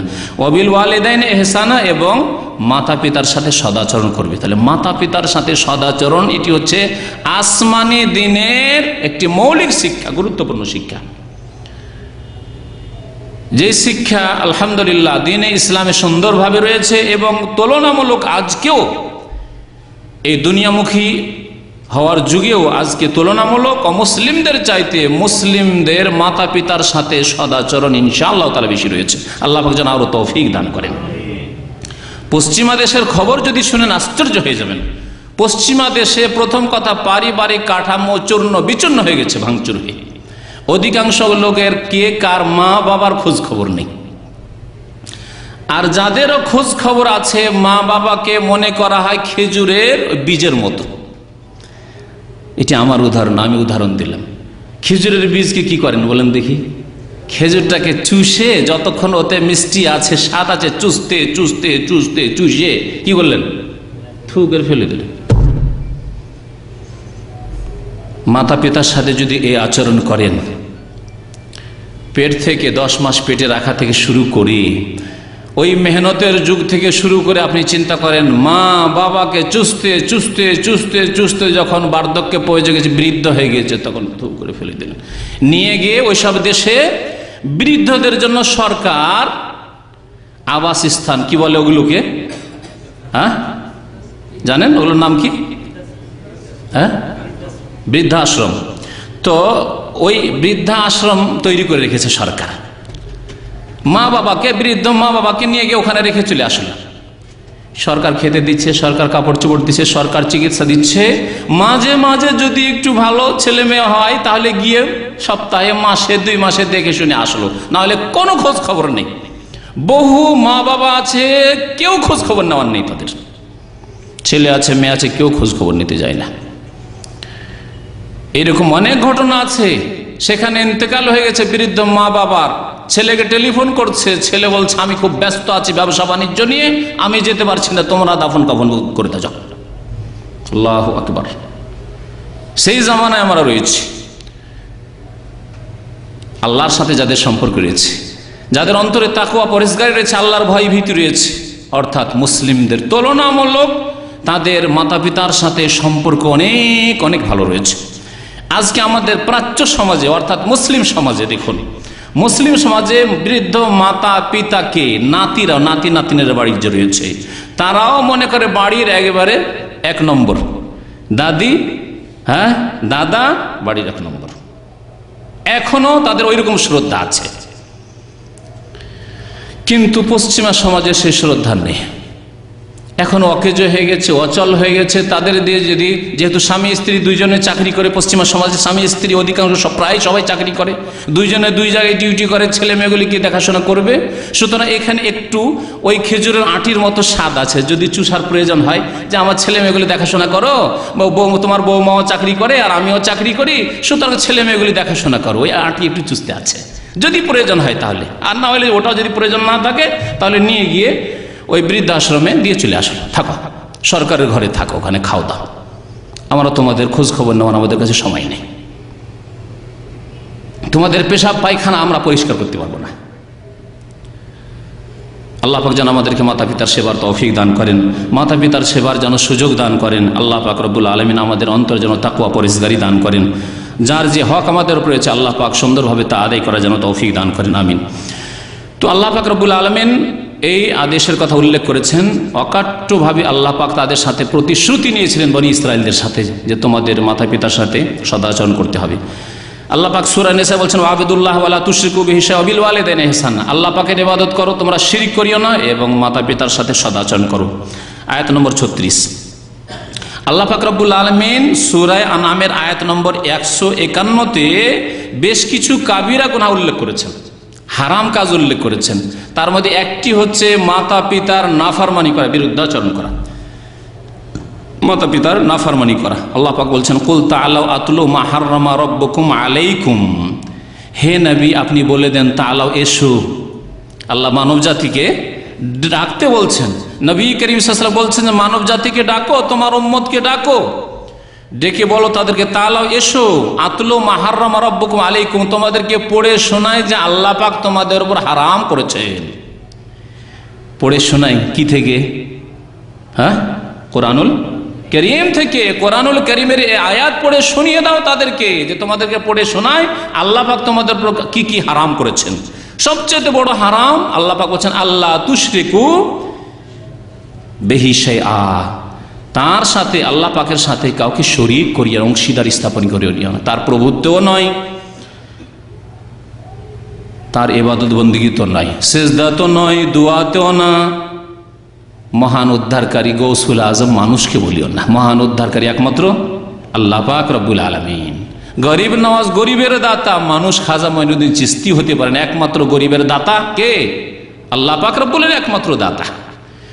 আল্লাহর সাথে কোন রকমের শিরক করি। রবিল ওয়ালিদাইন ইহসানা, এবং মাতা পিতার সাথে সদাচরণ করা, অর্থাৎ হারাম হচ্ছে মাতা পিতার অবাধ্য হওয়া, মাতা পিতাকে কষ্ট দেওয়া, মাতা পিতার নাফরমানি করা। আল্লাহ পাক তাহলে দ্বিতীয় নম্বরে শিরকের পরে যে হারামের কথা উল্লেখ করেছেন তা হচ্ছে মাতা পিতার নাফরমানি করা বা অবাধ্য হওয়া বা তাদেরকে কষ্ট দেওয়া। যে আয়াতটি সূরা বনী ইসরাঈল উল্লেখ করলাম তাতে 5টি জিনিস বর্ণনা করেছি, 5টি জিনিস বর্ণনা করা হয়েছে। আল্লাহ পাক রব্বুল আলামিন 5টি বিষয় উল্লেখ করেছেন। ফালা তাকুল্লাহুমা উফ, বিরক্তি সূচক কোনো কথা বলবে না। ওয়ালা তানহারহুমা, তাদেরকে ধমক দেবে না। এবং অকুল্লাহুমা কওলান কারীমা, সম্মানসূচক কথা বলবে, তাদের জন্য দোয়া করবে। ওয়াকফিজ লাহুমা জানাহা যুল্লি মিনার রাহমা ওয়াকুর রাব্বিরহামা কামা রাব্বায়ানি সাগীরা, দোয়া করবে। এবং বিনয়ী হবে, বিনয়ী হয়ে ডানা ঝুঁকিয়ে দিবে দয়ার, অর্থাৎ তাওয়াজু খাকসারি তোমার মধ্যে থাকবে, নম্রতা থাকবে তাদের সাথে। আল্লাহ পাক এই 5টি আদেশ করেছেন। এগুলি হচ্ছে মোটামুটি ওই আদেশগুলি যেগুলি যদি মোটামুটি পালন করে একজন মানুষ, তাহলে মাতা পিতার অবাধ্য হবে না, মাতা পিতাকে কষ্ট দিবে না, মাতা পিতার নাফরমান হবে না, এবং মাতা পিতার সামনে অহংকার প্রকাশ পাবে না। এছাড়াও বেশ কিছু লক্ষণ রয়েছে যেগুলি ভালো লক্ষণ, যেগুলি হচ্ছে আপনার ভালো আদব কায়দার লক্ষণ। বেশ কিছু খারাপ লক্ষণ রয়েছে যেগুলি প্রকাশ করে যে আপনার মধ্যে মাতা পিতার অবাধ্যতা রয়েছে, নাফরমানি রয়েছে। আল্লাহ পাক রব্বুল আলামিন সূরা লুকমানে যেখানে উল্লেখ করেছেন সেখানে ওয়াসাইনা ইনসানা বিওয়ালিদাইহি হামালাতু উম্মুহু ওয়াহনান আলা ওয়াহনিন ওয়া ফিসালুহু ফি আমাইন। এখানে আল্লাহ পাক রব্বুল আলামিন বিশেষ করে মায়ের কথা, মাতা পিতার কথা, দুজনের কথা বলে দিয়ে তাদের সাথে সদাচরণ করা আল্লাহর আদেশ। তারপরে বলছেন যে বিশেষ করে তোমার আম্মা তোমাকে কষ্টের ওপর কষ্ট সহ্য করে তোমাকে প্রসব করেছেন। হামালাতু উম্মুহু ওয়াহনান আলা ওয়াহন, একটি কষ্ট নয়, কষ্টের উপর কষ্ট বরদাস্ত করেছেন, সহ্য করেছেন। পেটে এসেছো তখন কষ্ট, বমি শুরু হয়েছে, আল্লাহ ভালো জানে, তোমার সে অনুভূতি নেই, সেই অনুভূতি তোমার নেই যে কত কষ্ট তোমার জন্য করেছে। 3 মাস 4 মাস ধরে এই কষ্ট, 3 মাস 4 মাস এই বমি করার কষ্ট, কোনো কিছু খেয়ে পেটে রাখতে পারে না, পান করে পেটে রাখতে পারে না। তারপরে যদি ভমিটিক বন্ধ হলো, বমি বন্ধ হলো, পেট এমন ভারী হলো যে আর কষ্ট বরদাস্ত করতে পারছে না, বিভিন্ন রকমের ব্যথা, অশান্তি, ঠিকভাবে চলাফেরা করতে অসুবিধা, ঠিকভাবে খাওয়া দাওয়া করতে অসুবিধা, ঠিকভাবে শুইতে অসুবিধা, বহু রকমের অসুবিধা। ওয়াহানান আলা ওয়াহান, আল্লাহ পাক কষ্টের উপর কষ্টের কথা, একটি কষ্টের কথা আল্লাহ পাক শুধু বলেননি। আল্লাহ পাক রব্বুল আলামিন আরেকটি আয়াতে সূরা আহকাফে সেখানে আল্লাহ বলছেন হামালাতু উম্মুহু কুরহান ওয়া ওয়াদাআতহু কুরহা ওয়া হামলুহু ওয়া ফিসালুহু 30 শাহরা। কষ্টের সাথে হামালাতু উম্মুহু কুরহা, পেটে রাখলো, গর্ভধারণ করলো, তাও কষ্টের সাথে। ওয়া ওয়াদাআতহু কুরহা, আর যখন প্রসব করলো, ভূমিষ্ঠ হলো ছেলে মেয়ে, তখনও কষ্টের সাথে, বড়ই কষ্টের সাথে। যখন মওত সামনে নজরে আসছে, কালেমা লা ইলাহা ইল্লাল্লাহ একজন মুমিনা পড়ে নিয়েছে যে এ বাঁচতেও পারি আর নাও বাঁচতে পারি, হায়াত হতে এখানে শেষ হতে যাচ্ছে। ওয়া হামলুহু ওয়া ফিসালুহু 30 শাহরা, গর্ভধারণের সময় এবং স্তন্যদানের সময় হচ্ছে আল্লাহ পাক নির্ধারণ করেছেন 30 মাস। এই আয়াতে 2টি বিষয়কে আল্লাহ উল্লেখ করেছেন, একটি হচ্ছে গর্ভধারণ আর একটি হচ্ছে স্তন্যদান, দুধ পান করানো, দুটো মিলিয়ে 30 মাস, মানে কত বছর? 2.5 বছর। সূরা লোকমানে আল্লাহ পাক রব্বুল আলামিন বলছেন ওয়াফিসালু ফি আমিন, ওখানে একটি বিষয় উল্লেখ করেছেন স্তন্যদানের।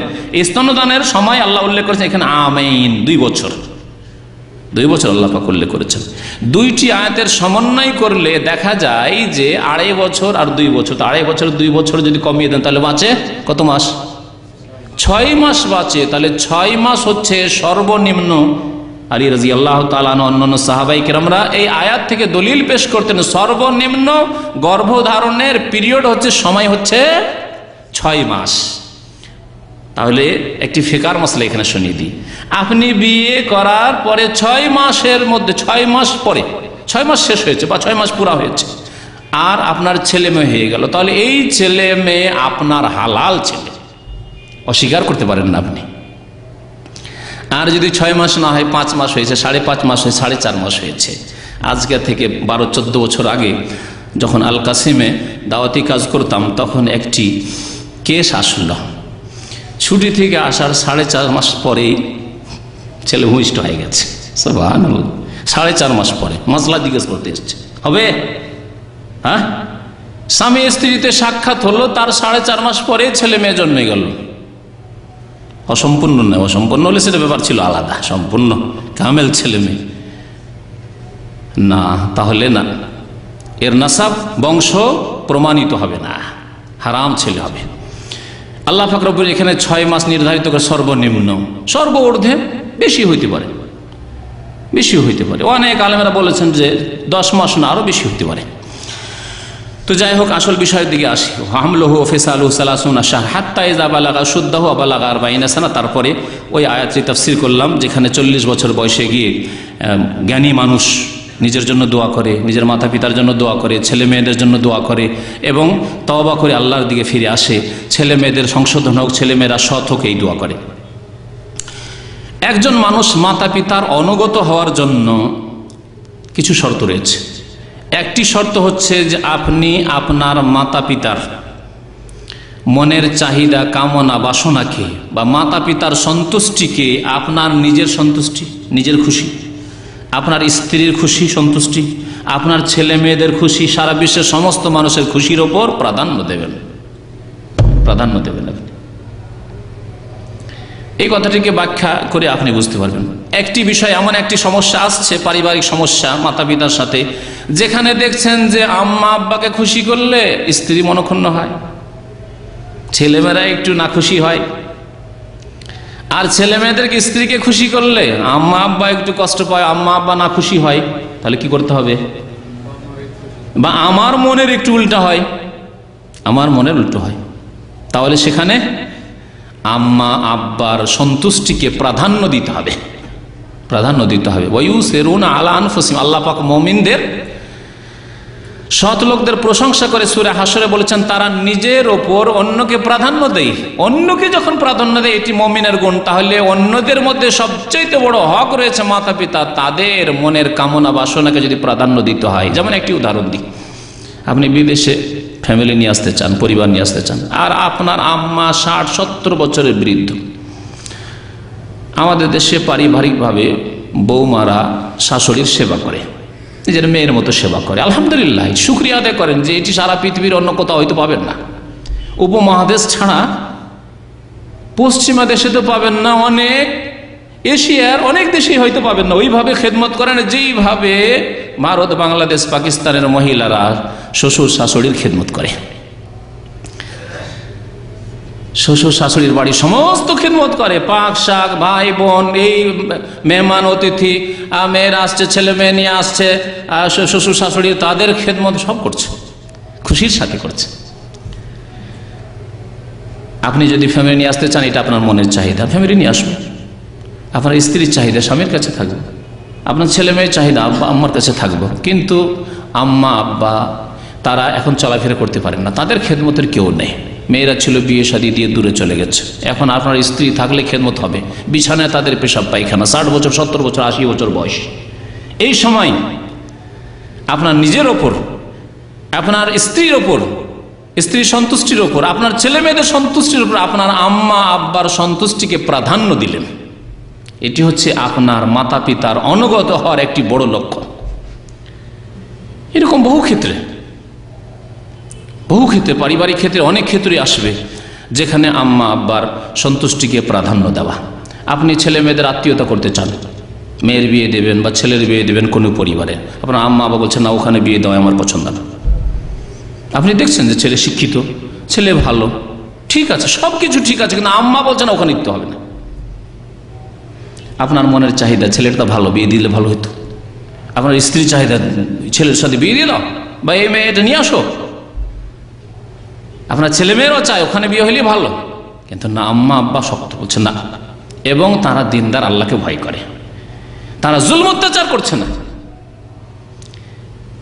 তাদের আদেশ হয়েছে, তাদের নজরে হয়তো এমন কিছু পড়েছে যখন আল্লাহকে ভয় করে আপনার ক্ষতি তারা চায় না, আপনার ছেলে মেয়েদের ক্ষতি তারা চায় না, আপনাদের হিতাকাঙ্ক্ষী। সুতরাং আম্মা আব্বার কথাকে প্রাধান্য দিতে হবে, তাদের সন্তুষ্টিকে প্রাধান্য দিতে হবে। এরকম অনেক যুবক বিয়ে শাদীর ক্ষেত্রে আম্মা আব্বাকে ওভারটেক করে বিয়ে শাদী করে। একটি ঘটনা এই ক্ষেত্রে মনে পড়ে গেল, ঘটনা যদি আমার বলা অভ্যাস নাই, কিন্তু সংক্ষেপে শুধু ইশারা করছি। একজন মৌলভী সাহেব মানুষ বিয়ে করলো, আম্মা শক্ত হয়ে গেল যে না ওখানে বিয়ে দেবো না। শক্ত না হয় রাজি করে না, ভালো কথা, না ওখানে বিয়ে করবো আমি। ছেলে বলছে ওখানে বিয়ে করবো আমি, শিক্ষিত মানুষ, পড়াশোনা মানুষ, ওখানে বিয়ে করবো আমি। আর মা বলছে না ওখানে বিয়ে দেবো, ওই মেয়ে আমি নিয়ে আসবো না। এখানে আপনার কি করণীয়? আপনার মনের উল্টা, কিন্তু আম্মার সন্তুষ্টিকে প্রাধান্য দিতে হবে নাকি? সেই কাজ করলো না, বিয়ে করলো, ওভারটেক করে বিয়ে করলো।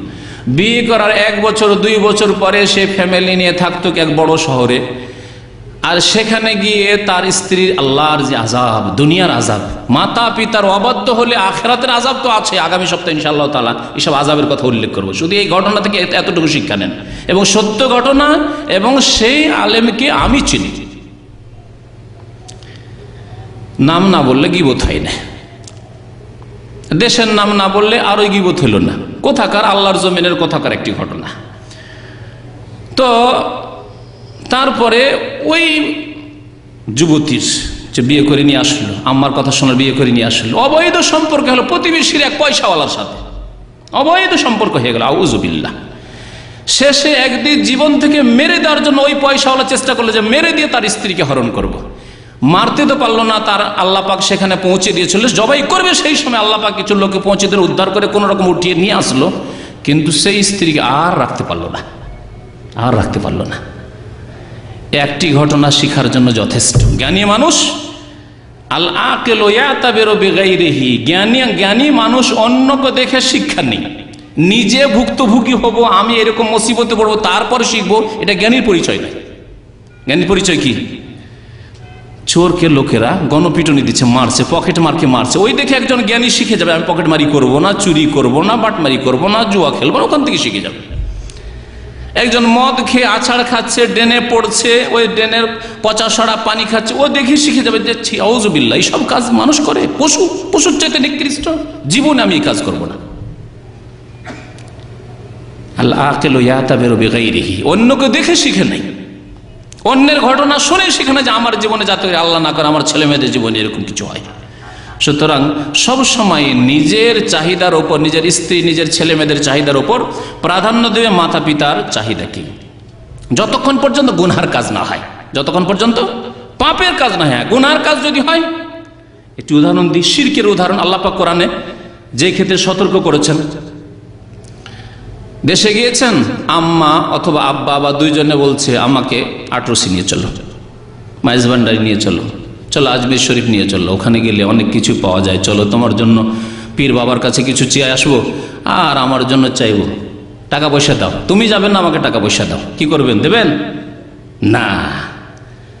স্বয়ং আল্লাহ পাক নিষেধ করেছেন, সূরা লোকমানে আল্লাহ পাক রব্বুল ইরশাদ করেছেন, ওয়া ইন জাহাদাকা আলা আন তুশরিকা বিমা লাইসা লাকা বিহি,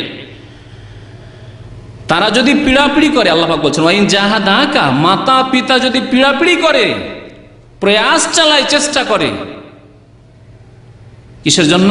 আলা আন তুশরিকা বি, আমি আল্লাহর সাথে শিরিক করার জন্য, যে তুমি আল্লাহর সাথে শিরিক করতে চলো, চলো ওখানে খাসি মোরগ নিয়ে চলো, টাকা পয়সা খাসি মোরগ পাঠাবো আমি, মাজারে ওরসে মাজারের জন্য চাদর পাঠাবো, আমি যাব, আলা আন তুশরিকা, যে কোনো রকমের শিরক করতে চাই, তাবিজ করতে চাই, নবী করিম সাল্লাল্লাহু আলাইহি ওয়াসাল্লাম তাবিজকে শিরক বলেছেন, সুতরাং সতর্ক। নবী সাল্লাল্লাহু আলাইহি ওয়াসাল্লামের কথার সামনে আবার হটকারিতা, যে না এটা উমুকরা করছে, এত বড় আলেমরা করছে, এইসব কথাবার্তা খবরদার বলবেন না। যখনই নবী সাল্লাল্লাহু আলাইহি ওয়াসাল্লামের কথা আসবে ওয়াসাল্লিমু তাসলিমা, আর যদি সন্দেহ হয় যেটি নবী সাল্লাল্লাহু আলাইহি ওয়াসাল্লামের কথা কিনা, আপনি তদন্ত করেন, তাহকিক করেন। আপনার কাজ হচ্ছে যে এটি আল্লাহর নবীর কথা কিনা, তাহলে তদন্ত করেন, তাহকিক করেন। তারপরে যখন আপনার ঈমান বিশ্বাস হয়ে যাবে, আমল করেন। আমি যখন প্রথম মোনাজাত ছাড়ি নামাজের পরে 6 মাস পড়াশোনা করে মোনাজাত ছেড়েছি, একদিন দুদিন, আমার মতো লোক বলছি, সৌদি আরব আসার আগে 6 মাস পড়ে এই বিষয়ের উপরে আলেমরা কি লিখেছেন, পক্ষ বিপক্ষ, দুই পক্ষ, যারা মোনাজাতের দল না মোনাজাত করতে হবে, আরেক দল বলছে না করতে হবে না, দুই দলের কথা দীর্ঘ 6 মাস পড়ার পরে তারপরে পরিবেশকে শান্ত করার জন্য এক ওয়াক্ত করে আস্তে আস্তে করে একবারে লাগাম ধরে টানলে ছিঁড়ে দিবে গ্রামের লোকেরা, তাই না? যে মসজিদের খতিব, এক মাদ্রাসায় পড়াইতাম, শিক্ষকতা করতাম মদিনা ইউনিভার্সিটি আসার আগে, আর খুতবা দিতাম, তারপরও সাহস হচ্ছে না, এদেরকে একবারে লাগাম ধরে টান দিলে সর্দার মন্ডল মাতবর পয়সাওয়ালা যারা আছে ছিঁড়ে দিবে, পাগা ছিঁড়ে দিবে, পাগা বুঝেন না, পাগা ছিঁড়ে দিবে সব জাহিল মূর্খ লোক, আস্তে আস্তে টান দিতে হবে। প্রথম দিকে যখন ছাড়তে লাগলাম, এসে সর্দার সাহেব বলে, বয়স্ক, আমার আব্বার বয়সের চাইতে বেশি, দাড়ি সব সাদা হয়ে গেছে, এসে বললে যে মাওলানা সাহেব ধীরে ধীরে আপনারা সবই উঠিয়ে দিবেন মনে হয়, আক্রমণগুলোর কথা, ধীরে ধীরে মনে হয় আপনার নামাজটা উঠিয়ে দিবেন। আউযুবিল্লাহ, নামাজ উঠাবো না কোনোদিন। তো যাই হোক, বিষয় অন্যদিকে চলে যাচ্ছে, মাতা পিতার বিষয় থেকে এত দূর চলে গেলাম। হ্যাঁ, কি জন্য গেলাম? মাতা পিতা যদি গুনহার কাজ করতে বলে, আল্লাহ বলছেন ওয়াইন জাহাদাকা আলা আন তুশরিকা বি মা লাইসা লাকা বিহি ইলম, যে জ্ঞান তোমাকে দেওয়া হয়নি, শিরকের জ্ঞান তোমাকে দেওয়া হয়নি। শিরকের ধর্ম আল্লাহ কখনো নাজিল করেননি, না পুতুল পূজার ধর্ম আল্লাহ নাজিল করেছেন, না কবর মাজার পূজা আর এর সিজদা করার পূজা, এসব আল্লাহ ধর্ম দান করেছেন। আল্লাহ যে দিন দান করেছেন তা হচ্ছে তাওহীদ, আল্লাহর একত্রের দিন, একমাত্র আল্লাহ পাক সৃষ্টিকর্তা, সুতরাং একমাত্র আল্লাহ পাকের ইবাদত বন্দেগী করতে হবে।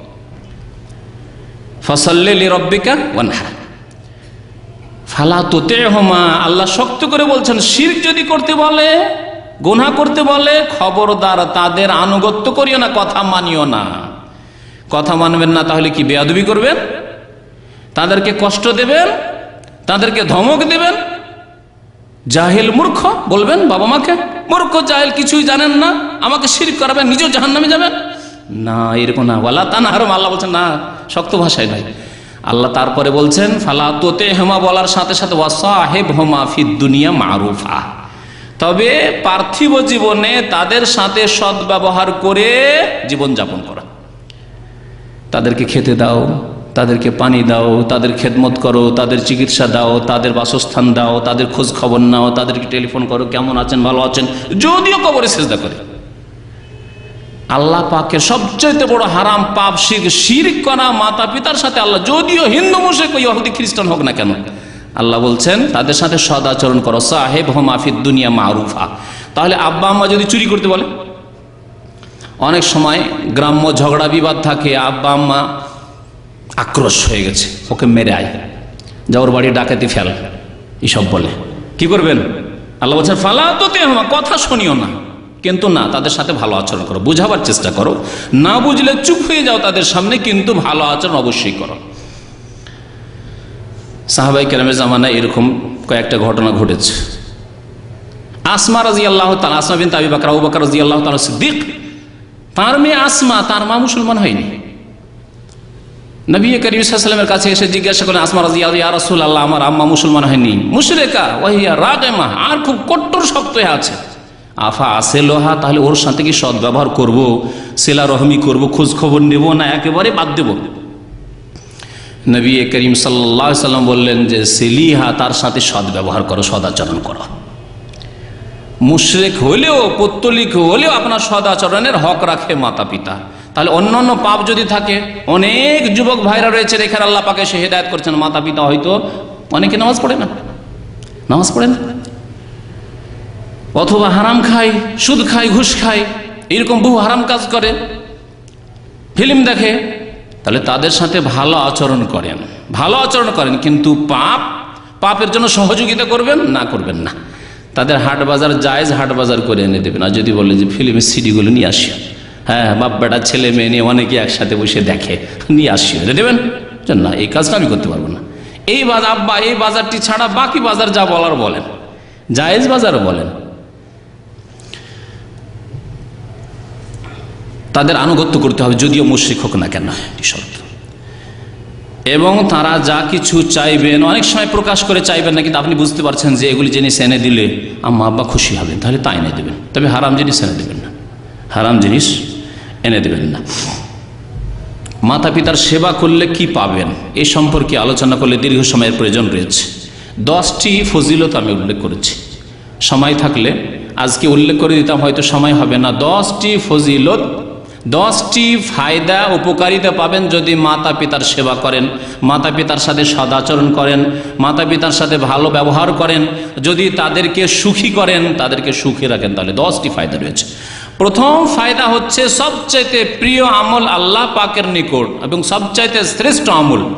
একটি হাদিস আছে আফজালো, মানে সবচাইতে শ্রেষ্ঠ আমল, আর আরেকটি হাদিস রয়েছে আহাব্বু, সবচাইতে প্রিয় আমল আল্লাহর নিকট হচ্ছে মাতা পিতার সেবা করা, বিরুল ওয়ালিদাইন। হাদিসটি শোনাই, বুখারী শরীফের হাদিস।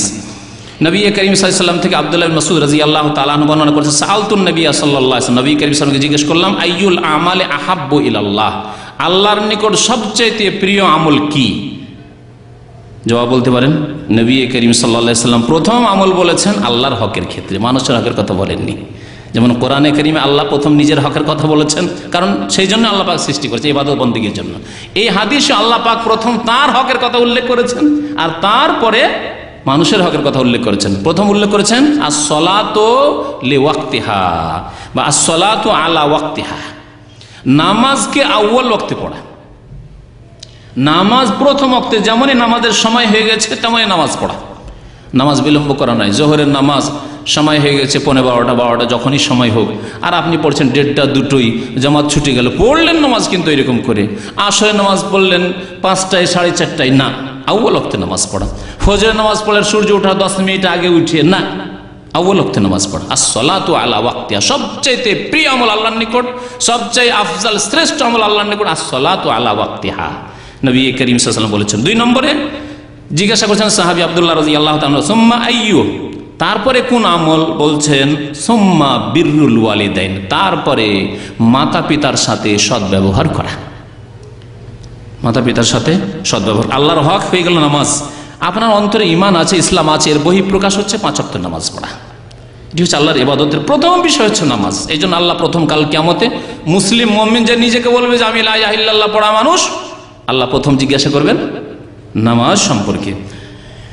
বিররুল ওয়ালিদাইন সবচেয়ে প্রিয় আমল। তারপরে সুম্মা কাল সুম্মা আইয়ু, তারপরে কোন আমল? বলে আল জিহাদু ফি সাবিলিল্লাহ, আল্লাহর রাস্তায় জিহাদ করা 3 নম্বরই। তাহলে আল্লাহর রাস্তায় জিহাদ করতে গিয়ে যারা শহীদ হয়ে যায়, জিহাদ করতে গিয়ে যারা ফিরে আসে, তারা গাজী হয়ে আসে, তাদের চাইতে বেশি ফজিলত রয়েছে ওই ব্যক্তির, যে ব্যক্তি মাতা পিতার সাথে সদ্ব্যবহার করে। মাতা পিতার সাথে সদ্ব্যবহার করলে জান্নাতে যাওয়া যায়।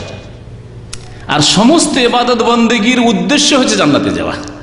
এমন এক আমল হচ্ছে মাতা পিতার সেবা, মাতা পিতাকে সন্তুষ্ট করা, যে মাতা পিতা যদি সন্তুষ্ট হয়ে আপনার থেকে বিদায় নেন, মাতা পিতা থেকে আপনি বিদায় নেন, মারা গেলেন, ওই অবস্থায় যে আম্মা আব্বা সন্তুষ্ট ছিল আপনার উপর, অথবা আম্মা আব্বার ইন্তেকাল হলো, সেই সময় আম্মা আব্বা আপনার উপর সন্তুষ্ট ছিল, তাহলে জান্নাত আপনার জন্য আল্লাহ পাক রব্বুল আলামিন রেখেছেন। আবু হুরায়রা রাদিয়াল্লাহু তাআলা আনহু বর্ণনা করেছেন, ক্বালা রাসূলুল্লাহ, মুসলিম শরীফের হাদিস, রাগিমা আনফুহু সুম্মা রাগিমা আনফুহু, নবী করিম সাল্লাল্লাহু আলাইহি ওয়াসাল্লাম বলছেন, ওই ব্যক্তির নাক ধুলোতে মিশে যাক।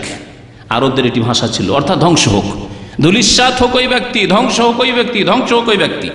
কিলা মান ইয়া রাসূলুল্লাহ, জিজ্ঞাসা করলেন সাহাবারা যে কে ধ্বংস হোক, কার নাক ধুলিতে মিশে যাক?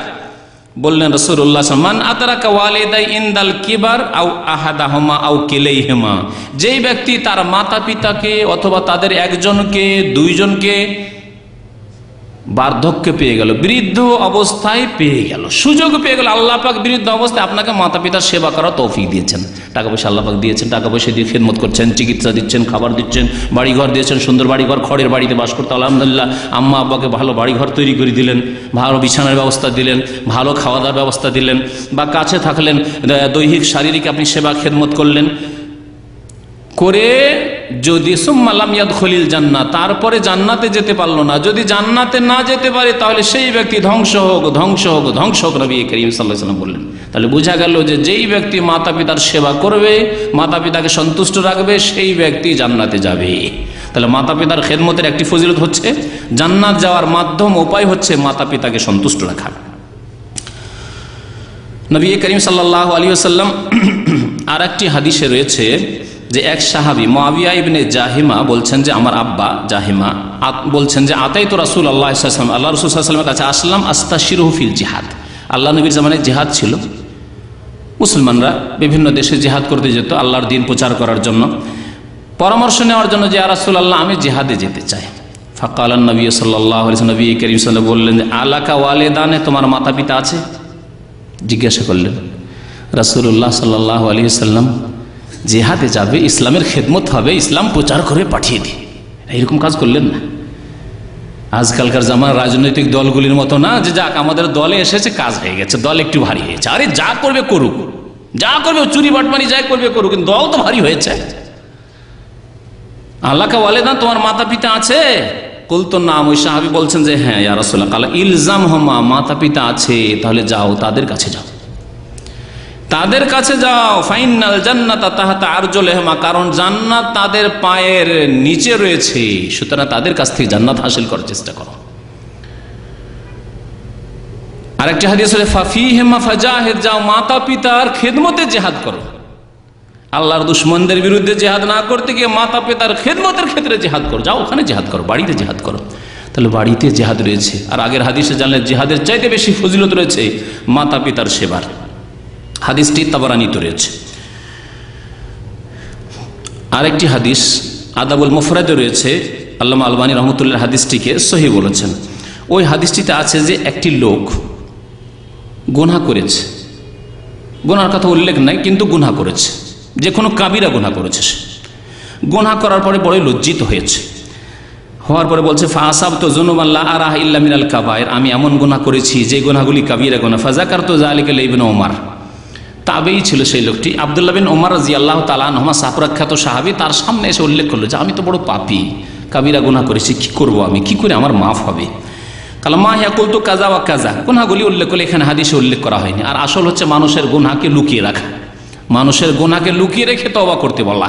সুতরাং কোনো আলেমের সামনে কেউ যদি পরামর্শ নিতে আসে আমি কিছু গুনাহ করেছি তওবা করতে চাই, খবরদার কেউ জিজ্ঞাসা করবেন না, অথবা কোনো জ্ঞানী ব্যক্তির কাছে কি গুনাহ করেছো তুমি, মদ খেয়েছো না জেনা করেছো না চুরি করেছো না ডাকাতি করেছো না কারো ফল পেড়ে খেয়েছো, ওসব জিজ্ঞাসা করার দরকার নেই।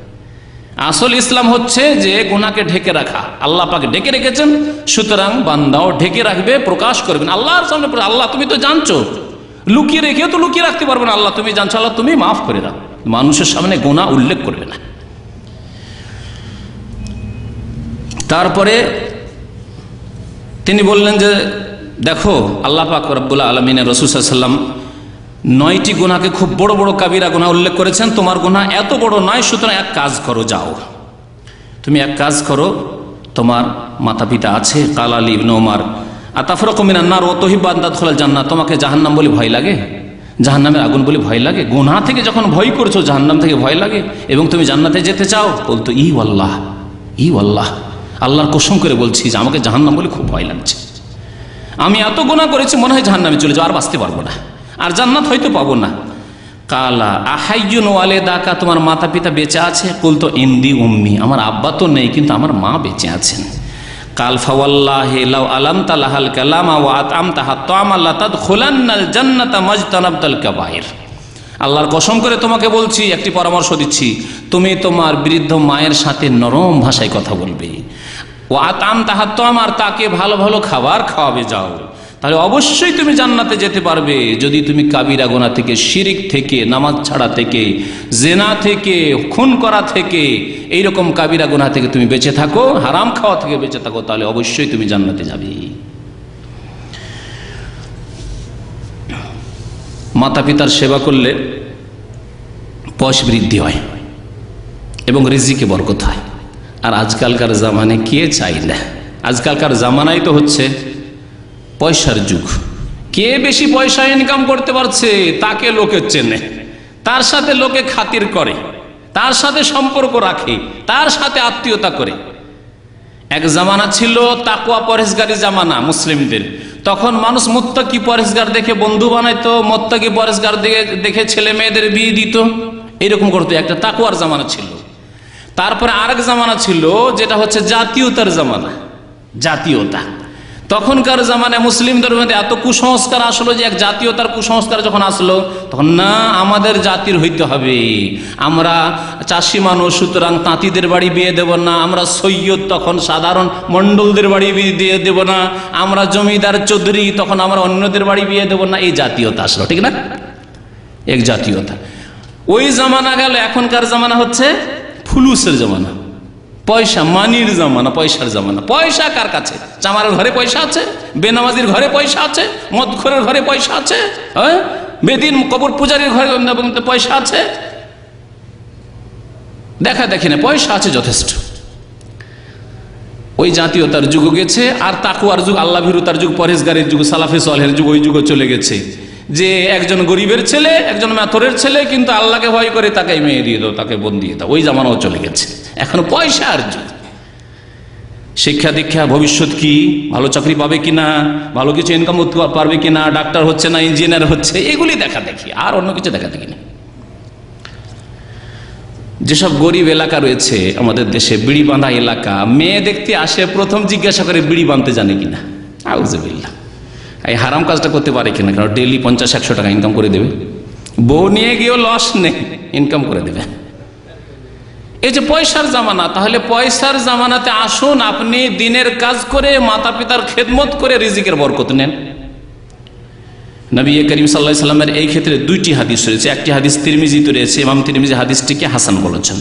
সালমান ফারসি রাদিয়াল্লাহু তাআলা আনহু বর্ণনা করেছেন, কালা রাসূলুল্লাহ লা ইয়ারুদ্দুল কাযা ইল্লা দুআ। তকদির বদলে না, পরিবর্তন হয় না, তবে দুআতে তকদির বদলিয়ে যায়। দুআতে তকদির পরিবর্তন হয়ে যায়। তাহলে যদি আপনি দোয়া করেন যে আল্লাহ আমি মরতে চাই না, হবে? কেউ যদি আল্লাহ তুমি আমাকে মারিও না, আমি চিরকাল থাকতে চাই, তো হবে? বরং এই দোয়া করা হারাম। কারণ এই দোয়া আল্লাহ পাক রব্বুল আলামিনের নীতির সুন্নতের নীতিমালার বিরোধী। আম্বিয়া রাসূলের থেকে বাস্তব, কুল্লু মান আলাইহা ফান ওয়া ইয়াবকা ওয়াজহু রাব্বিকা যুল জালালি ওয়াল ইকরাম। তবে আপনি আল্লাহর কাছে দোয়া করতে পারেন, আল্লাহ আমার বয়স বৃদ্ধি করো নেকির সাথে।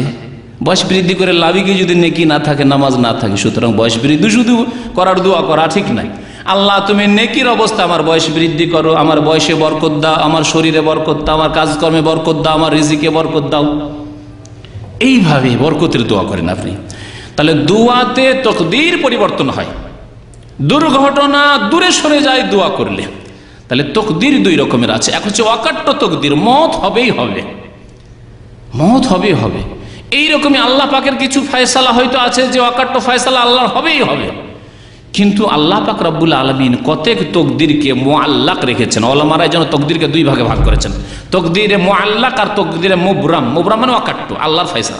আবরামু আমরান কোরআনে কারিমে, মানে ইয়াকিনি ফয়সালা, নিশ্চিত ও হবেই হবে। আপনার দোয়া আল্লাহ পাক রব্বুল ওই ক্ষেত্রে কবুল করেনি, কারণ অকাট্য ফয়সালা আছে। অন্য ক্ষেত্রে আল্লাহ দেবেন, দুনিয়ায় দেবেন অথবা আখিরাতে দেবেন, অন্য কিছু দেবেন। কিন্তু দোয়া দিয়ে দুর্ঘটনা, বালা মুসিবত দূর হইতে পারে। মহামারী এসেছে, আল্লাহ পাকের কাছে এমন কেঁদে কেটে দোয়া করলেন, মহামারীতে অনেকে মারা গেল, আপনি সুস্থ থেকে গেলেন গোটা গ্রামে, হতে পারে।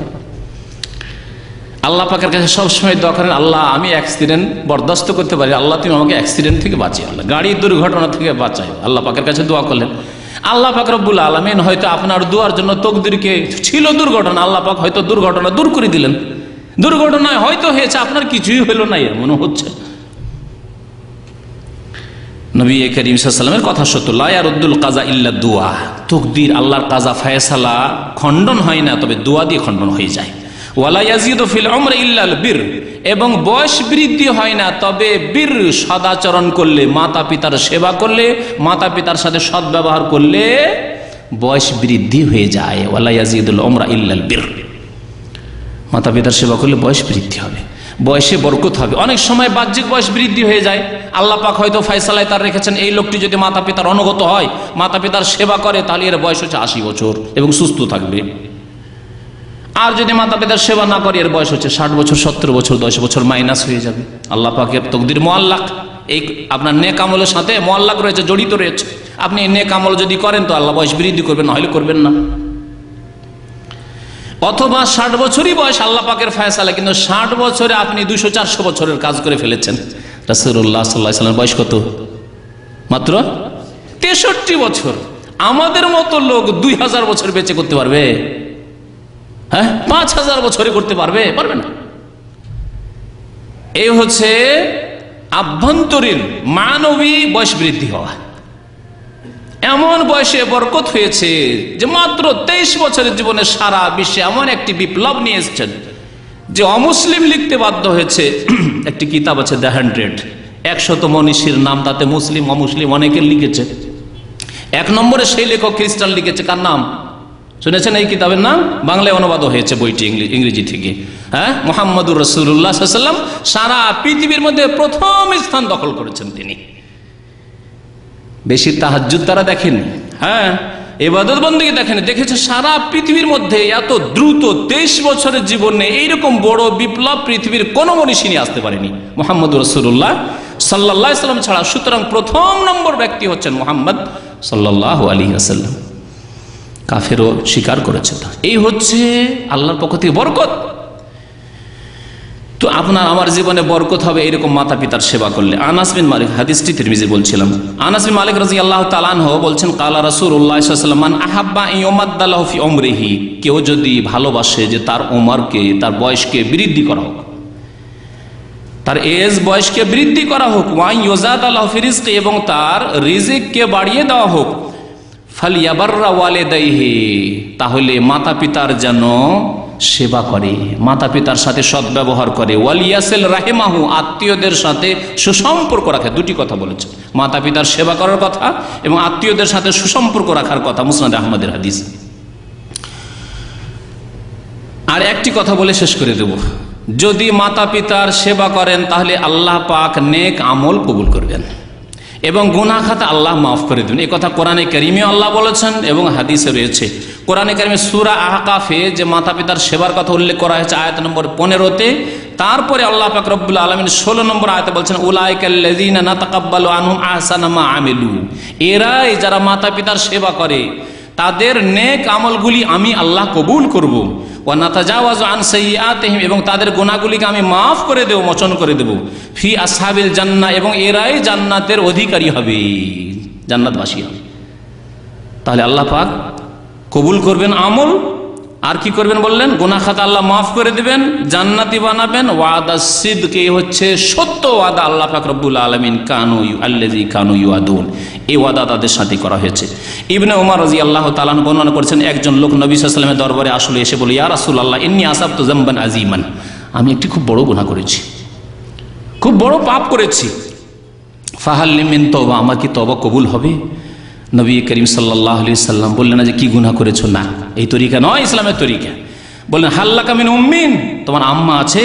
বলছে কাল আল্লাহ, আম্মা মারা গেছে, আম্মাকে হারিয়ে দিয়েছি ইয়া রাসূলুল্লাহ, তিনি ইন্তেকাল করেছেন। কাল হাল্লাকা মিন খালা, তাহলে তোমার খালা আছে? খালা আছে। বলছেন কালার নাম, খালা আছে। নবী করিম সাল্লাল্লাহু আলাইহি ওয়াসাল্লাম বলেন ফাবিররাহা, তাহলে খালার সাথে সদ্ব্যবহার করো, খালার খেদমত করো, খালার সাথে ভালো আচরণ করো, খালার সেবা করো। নবী করিম সাল্লাল্লাহু আলাইহি ওয়াসাল্লাম আরেকটি হাদিস রয়েছে, আল খালাতু বিমানজিলাতিল উম, খালা হচ্ছে মায়ের মর্যাদায়। সুতরাং কারো যদি মা না থাকে আর গুনাহ খাতা আল্লাহর কাছে মাফ নিতে হয়, জান্নাত পেতে হয়, তাহলে খালার সেবা করবে। আজকালকার যুবকরা খালার সাথে যোগাযোগই রাখে না, খালা তো ভাইয়ের সাথে বন্ধুত্ব থাকে, খালার খোঁজ নেই রে। হ্যাঁ, বন্ধু খালা তো ভাইদের সাথে ঘোরাফেরা করে, খালার খোঁজ নেবেন, খালা কেমন আছেন, ভালো আছেন, কিছু লাগবে খোঁজ খবর নেই। এ হচ্ছে আজকাল অনেক যুবকদের অবস্থা। আল্লাহ পাক যেন আমাদেরকে নেক আমলের তৌফিক দান করেন। সময় শেষ হয়ে যাচ্ছে, সেই জন্য ছেড়ে দিলাম। 5টি বা 4টি উল্লেখ করা হলো, বাকি ফজিলতগুলো ইনশাআল্লাহ তাআলা আগামী সপ্তাহে, এবং মাতা পিতার সেবা না করলে কি আযাব রয়েছে আগামী সপ্তাহে আল্লাহ পাক যদি সহিহ সালামতে রাখে বর্ণনা করব। আল্লাহ পাক যেন আমাদেরকে আমল করার তৌফিক দান করেন। আল্লাহ পাক আমাদেরকে কোরআন এবং হাদিসের যেন জ্ঞান দান করেন এবং তার মোতাবেক চলার যেন তৌফিক দান করেন। আল্লাহ পাক আমাদেরকে যেন তার সুন্দরভাবে ইবাদত বন্দেগীর তৌফিক দান করেন। আল্লাহ পাক যেন মাতা পিতার সেবা করার জন্য আল্লাহ সুযোগ দান করেন। আল্লাহ পাক যেন আমাদেরকে তৌফিক দান করেন। আল্লাহ পাক আমাদেরকে যেন সৎ নিয়ত দান করেন। আল্লাহ পাক আমাদেরকে অতীতে অতীতের ভুল ত্রুটি সংশোধন করার জন্য তৌফিক দান করেন। আমিন। সাল্লাল্লাহু আলা নবিয়িনা মুহাম্মদ ওয়া আলা আলিহি ওয়া সাহবিহি আজমাইন। একবার প্রশ্ন করছেন যে তার মা বিষ মারা গেছে, এখন মার জন্য গুনাহ মাফের জন্য দোয়া করে। যারা আত্মহত্যা করে, প্রশ্ন হচ্ছে যে এক ভাইয়ের আম্মা বিষ পান করে মারা গেছে, তার জন্য দোয়া করা যাবে কিনা? নবী করিম সাল্লাল্লাহু আলাইহি সাল্লাম মুশরিক ছাড়া যে কোনো পাপীর জন্য দোয়া করার অনুমতি দিয়েছেন। কোরআন কারিমে শুধু মুশরিকের জন্য দোয়া করা নিষেধ করা হয়েছে। যদি শিরকের অবস্থায় মারা যায়, শিরকের অবস্থায় এখনো বেঁচে আছে, তার হেদায়েতের জন্য দোয়া করা যাবে। মা কানা লিন-নবী ওয়াল্লাযীনা আমানু ইস্তাগফিরু লিল-মুশরিকিন ওয়ালাউ কানু উলি কুরবা মিন বাদি মা তাবায়্যানা লাহুম আন্নাহুম আসহাবুল জাহিম, জাহান্নামে চলে গেছে মানে শিরকের অবস্থায় মারা গেছে। এইরকম যদি হয় তাহলে মুশরিকের জন্য দোয়া করা যাবে না। কাফের, মুশরিক এদের জন্য দোয়া করা যাবে না। বাকি যে কোনো পাপীর জন্য দোয়া করা যাবে, কারণ তাদের মধ্যে ফাসিকি গুনাহ রয়েছে। আল্লাহ পাক গফুরুর রহিম, ইন্নাল্লাহা লা ইয়াগফিরু আন ইউশরাকা বিহি ওয়া ইয়াগফিরু মা দুনা যালিকা লিমান ইয়াশা। আল্লাহ পাক শিরকের গুনাহ মাফ করবেন না, শিরক ছাড়া যে কোনো গুনাহ আল্লাহ যাকে চান মাফ করতে পারেন। সুতরাং আত্মহত্যার গুনার ক্ষমা হতে পারে যদি তার তো আর সময় নেই, সে তো আত্মহত্যা করে। আত্মহত্যার পাপ এমন পাপ, অন্য পাপ করে হয়তো দুনিয়াতে থেকে নিজে তওবা করার সুযোগ আসে, কিন্তু আত্মহত্যার পর এই সুযোগ আসে না। আত্মহত্যার বক্তব্যে আমি গত বছরই আলোচনা করেছি একটা পয়েন্ট, যে অন্য অন্য পাপ চুরি করেও হয়তো একটা সুযোগ আছে, আল্লাহ মাফ করে দাও। হ্যাঁ, খুন করেও সুযোগ, আল্লাহ আমি অন্যকে খুন করেছি, আল্লাহ তুমি মাফ করে দাও, তওবা করার সুযোগ আছে। কিন্তু আত্মহত্যা করে শেষ, আর সুযোগ নেই। সুতরাং এই ক্ষেত্রে ছেলে মেয়েদের দায়িত্ব হচ্ছে, আত্মীয় স্বজনদের দায়িত্ব হচ্ছে যে যারা আত্মহত্যা করে মারা গেছে তাদের জন্য দোয়া করা, হতে পারে আল্লাহ পাক মাফ করে দেবেন। একটি হাদিস রয়েছে মুসনাদ আহমদে, হাদিসটি মনে পড়ে গেল এই মাতা পিতার সেবার ক্ষেত্রে, যে কবরের জীবনে অনেক সময় দেখা যায় আযাব হালকা হয়ে যাচ্ছে, তখন ওই মাইয়াত জিজ্ঞাসা করে, মাইয়াতের রূহ জিজ্ঞাসা করে আল্লাহ পাকে, ফেরেশতাদেরকে, যে আমার আযাব কি করে হালকা হইলো, এত আযাব হচ্ছিল আমাকে, হালকা কি করে হইলো? তখন ফেরেশতারা বলে যে তোমার ছেলে মেয়ে বা তোমার আত্মীয় স্বজনরা তোমার জন্য দোয়া করেছে, ইস্তেগফার করেছে, সেই জন্য আল্লাহ তোমার গুনাহ মাফ করে দিয়েছে। তাহলে আত্মহত্যা করে যারা মারা গেছে তাদের ছেলে মেয়ে আত্মীয় স্বজন যদি দোয়া করে তো আল্লাহ পাক গুনাহ খাতা মাফ করে দিতে পারেন। জি। প্রশ্ন হলো, পিতামাতাকে কদম বসে করা যাবে? পিতা মাতার কদম বসিয়ে না করে যদি নবী সাল্লাল্লাহু আলাইহি ওয়াসাল্লাম যা করেছেন, করতে বলেছেন তা করতে বলি, তো আপনার বাধা কোথায়? এত কেন পিড়াপিড়ি? মুশকিলটা এটি। নবী করিম সাল্লাল্লাহু আলাইহি ওয়াসাল্লাম শিখিয়েছেন সালাম, আসসালামু আলাইকুম ওয়া রাহমাতুল্লাহি ওয়া বারাকাতুহু। নবী সাল্লাল্লাহু আলাইহি ওয়াসাল্লাম শিখিয়েছেন মুসাফাহা, হাতে হাত মিলিয়ে। নবী করিম সাল্লাল্লাহু আলাইহি ওয়াসাল্লাম শিখিয়েছেন মুআনাকা, কোলাকুলি। নবী করিম সাল্লাল্লাহু আলাইহি ওয়াসাল্লাম শিখিয়েছেন কপালে মাথায় চুমন দেওয়া, পায়ে চুমন দেওয়া শেখাননি। কোনো একটি সহিহ হাদিস পায়ে চুমন দেওয়া নেই। সুতরাং এই পায়ে চুমন দেওয়া, কদম বুসি, এটি এসছে হিন্দুদের থেকে। মুসলিমরা কদম বুসি বলে, ফার্সি ভাষায় কদম মানে পা, আর বুসি বসা দেওয়া মানে ফার্সি ভাষায় ওইটা চুমন দেওয়া। আর হিন্দুরা ওইটিকে বলে পায়ের ধুলি নেওয়া। হিন্দুদের সভ্যতা, বিয়ে শাদিতে নতুন বউরা আসে, ওরা বলে পায়ের ধুলি নিতে হবে। একই কথায় ভাষা শুধু পৃথক করে দেওয়া হয়েছে, হিন্দু সভ্যতা থেকে এটি এসছে। সুতরাং আল্লাহর রাস্তায় ছেড়ে দেবেন।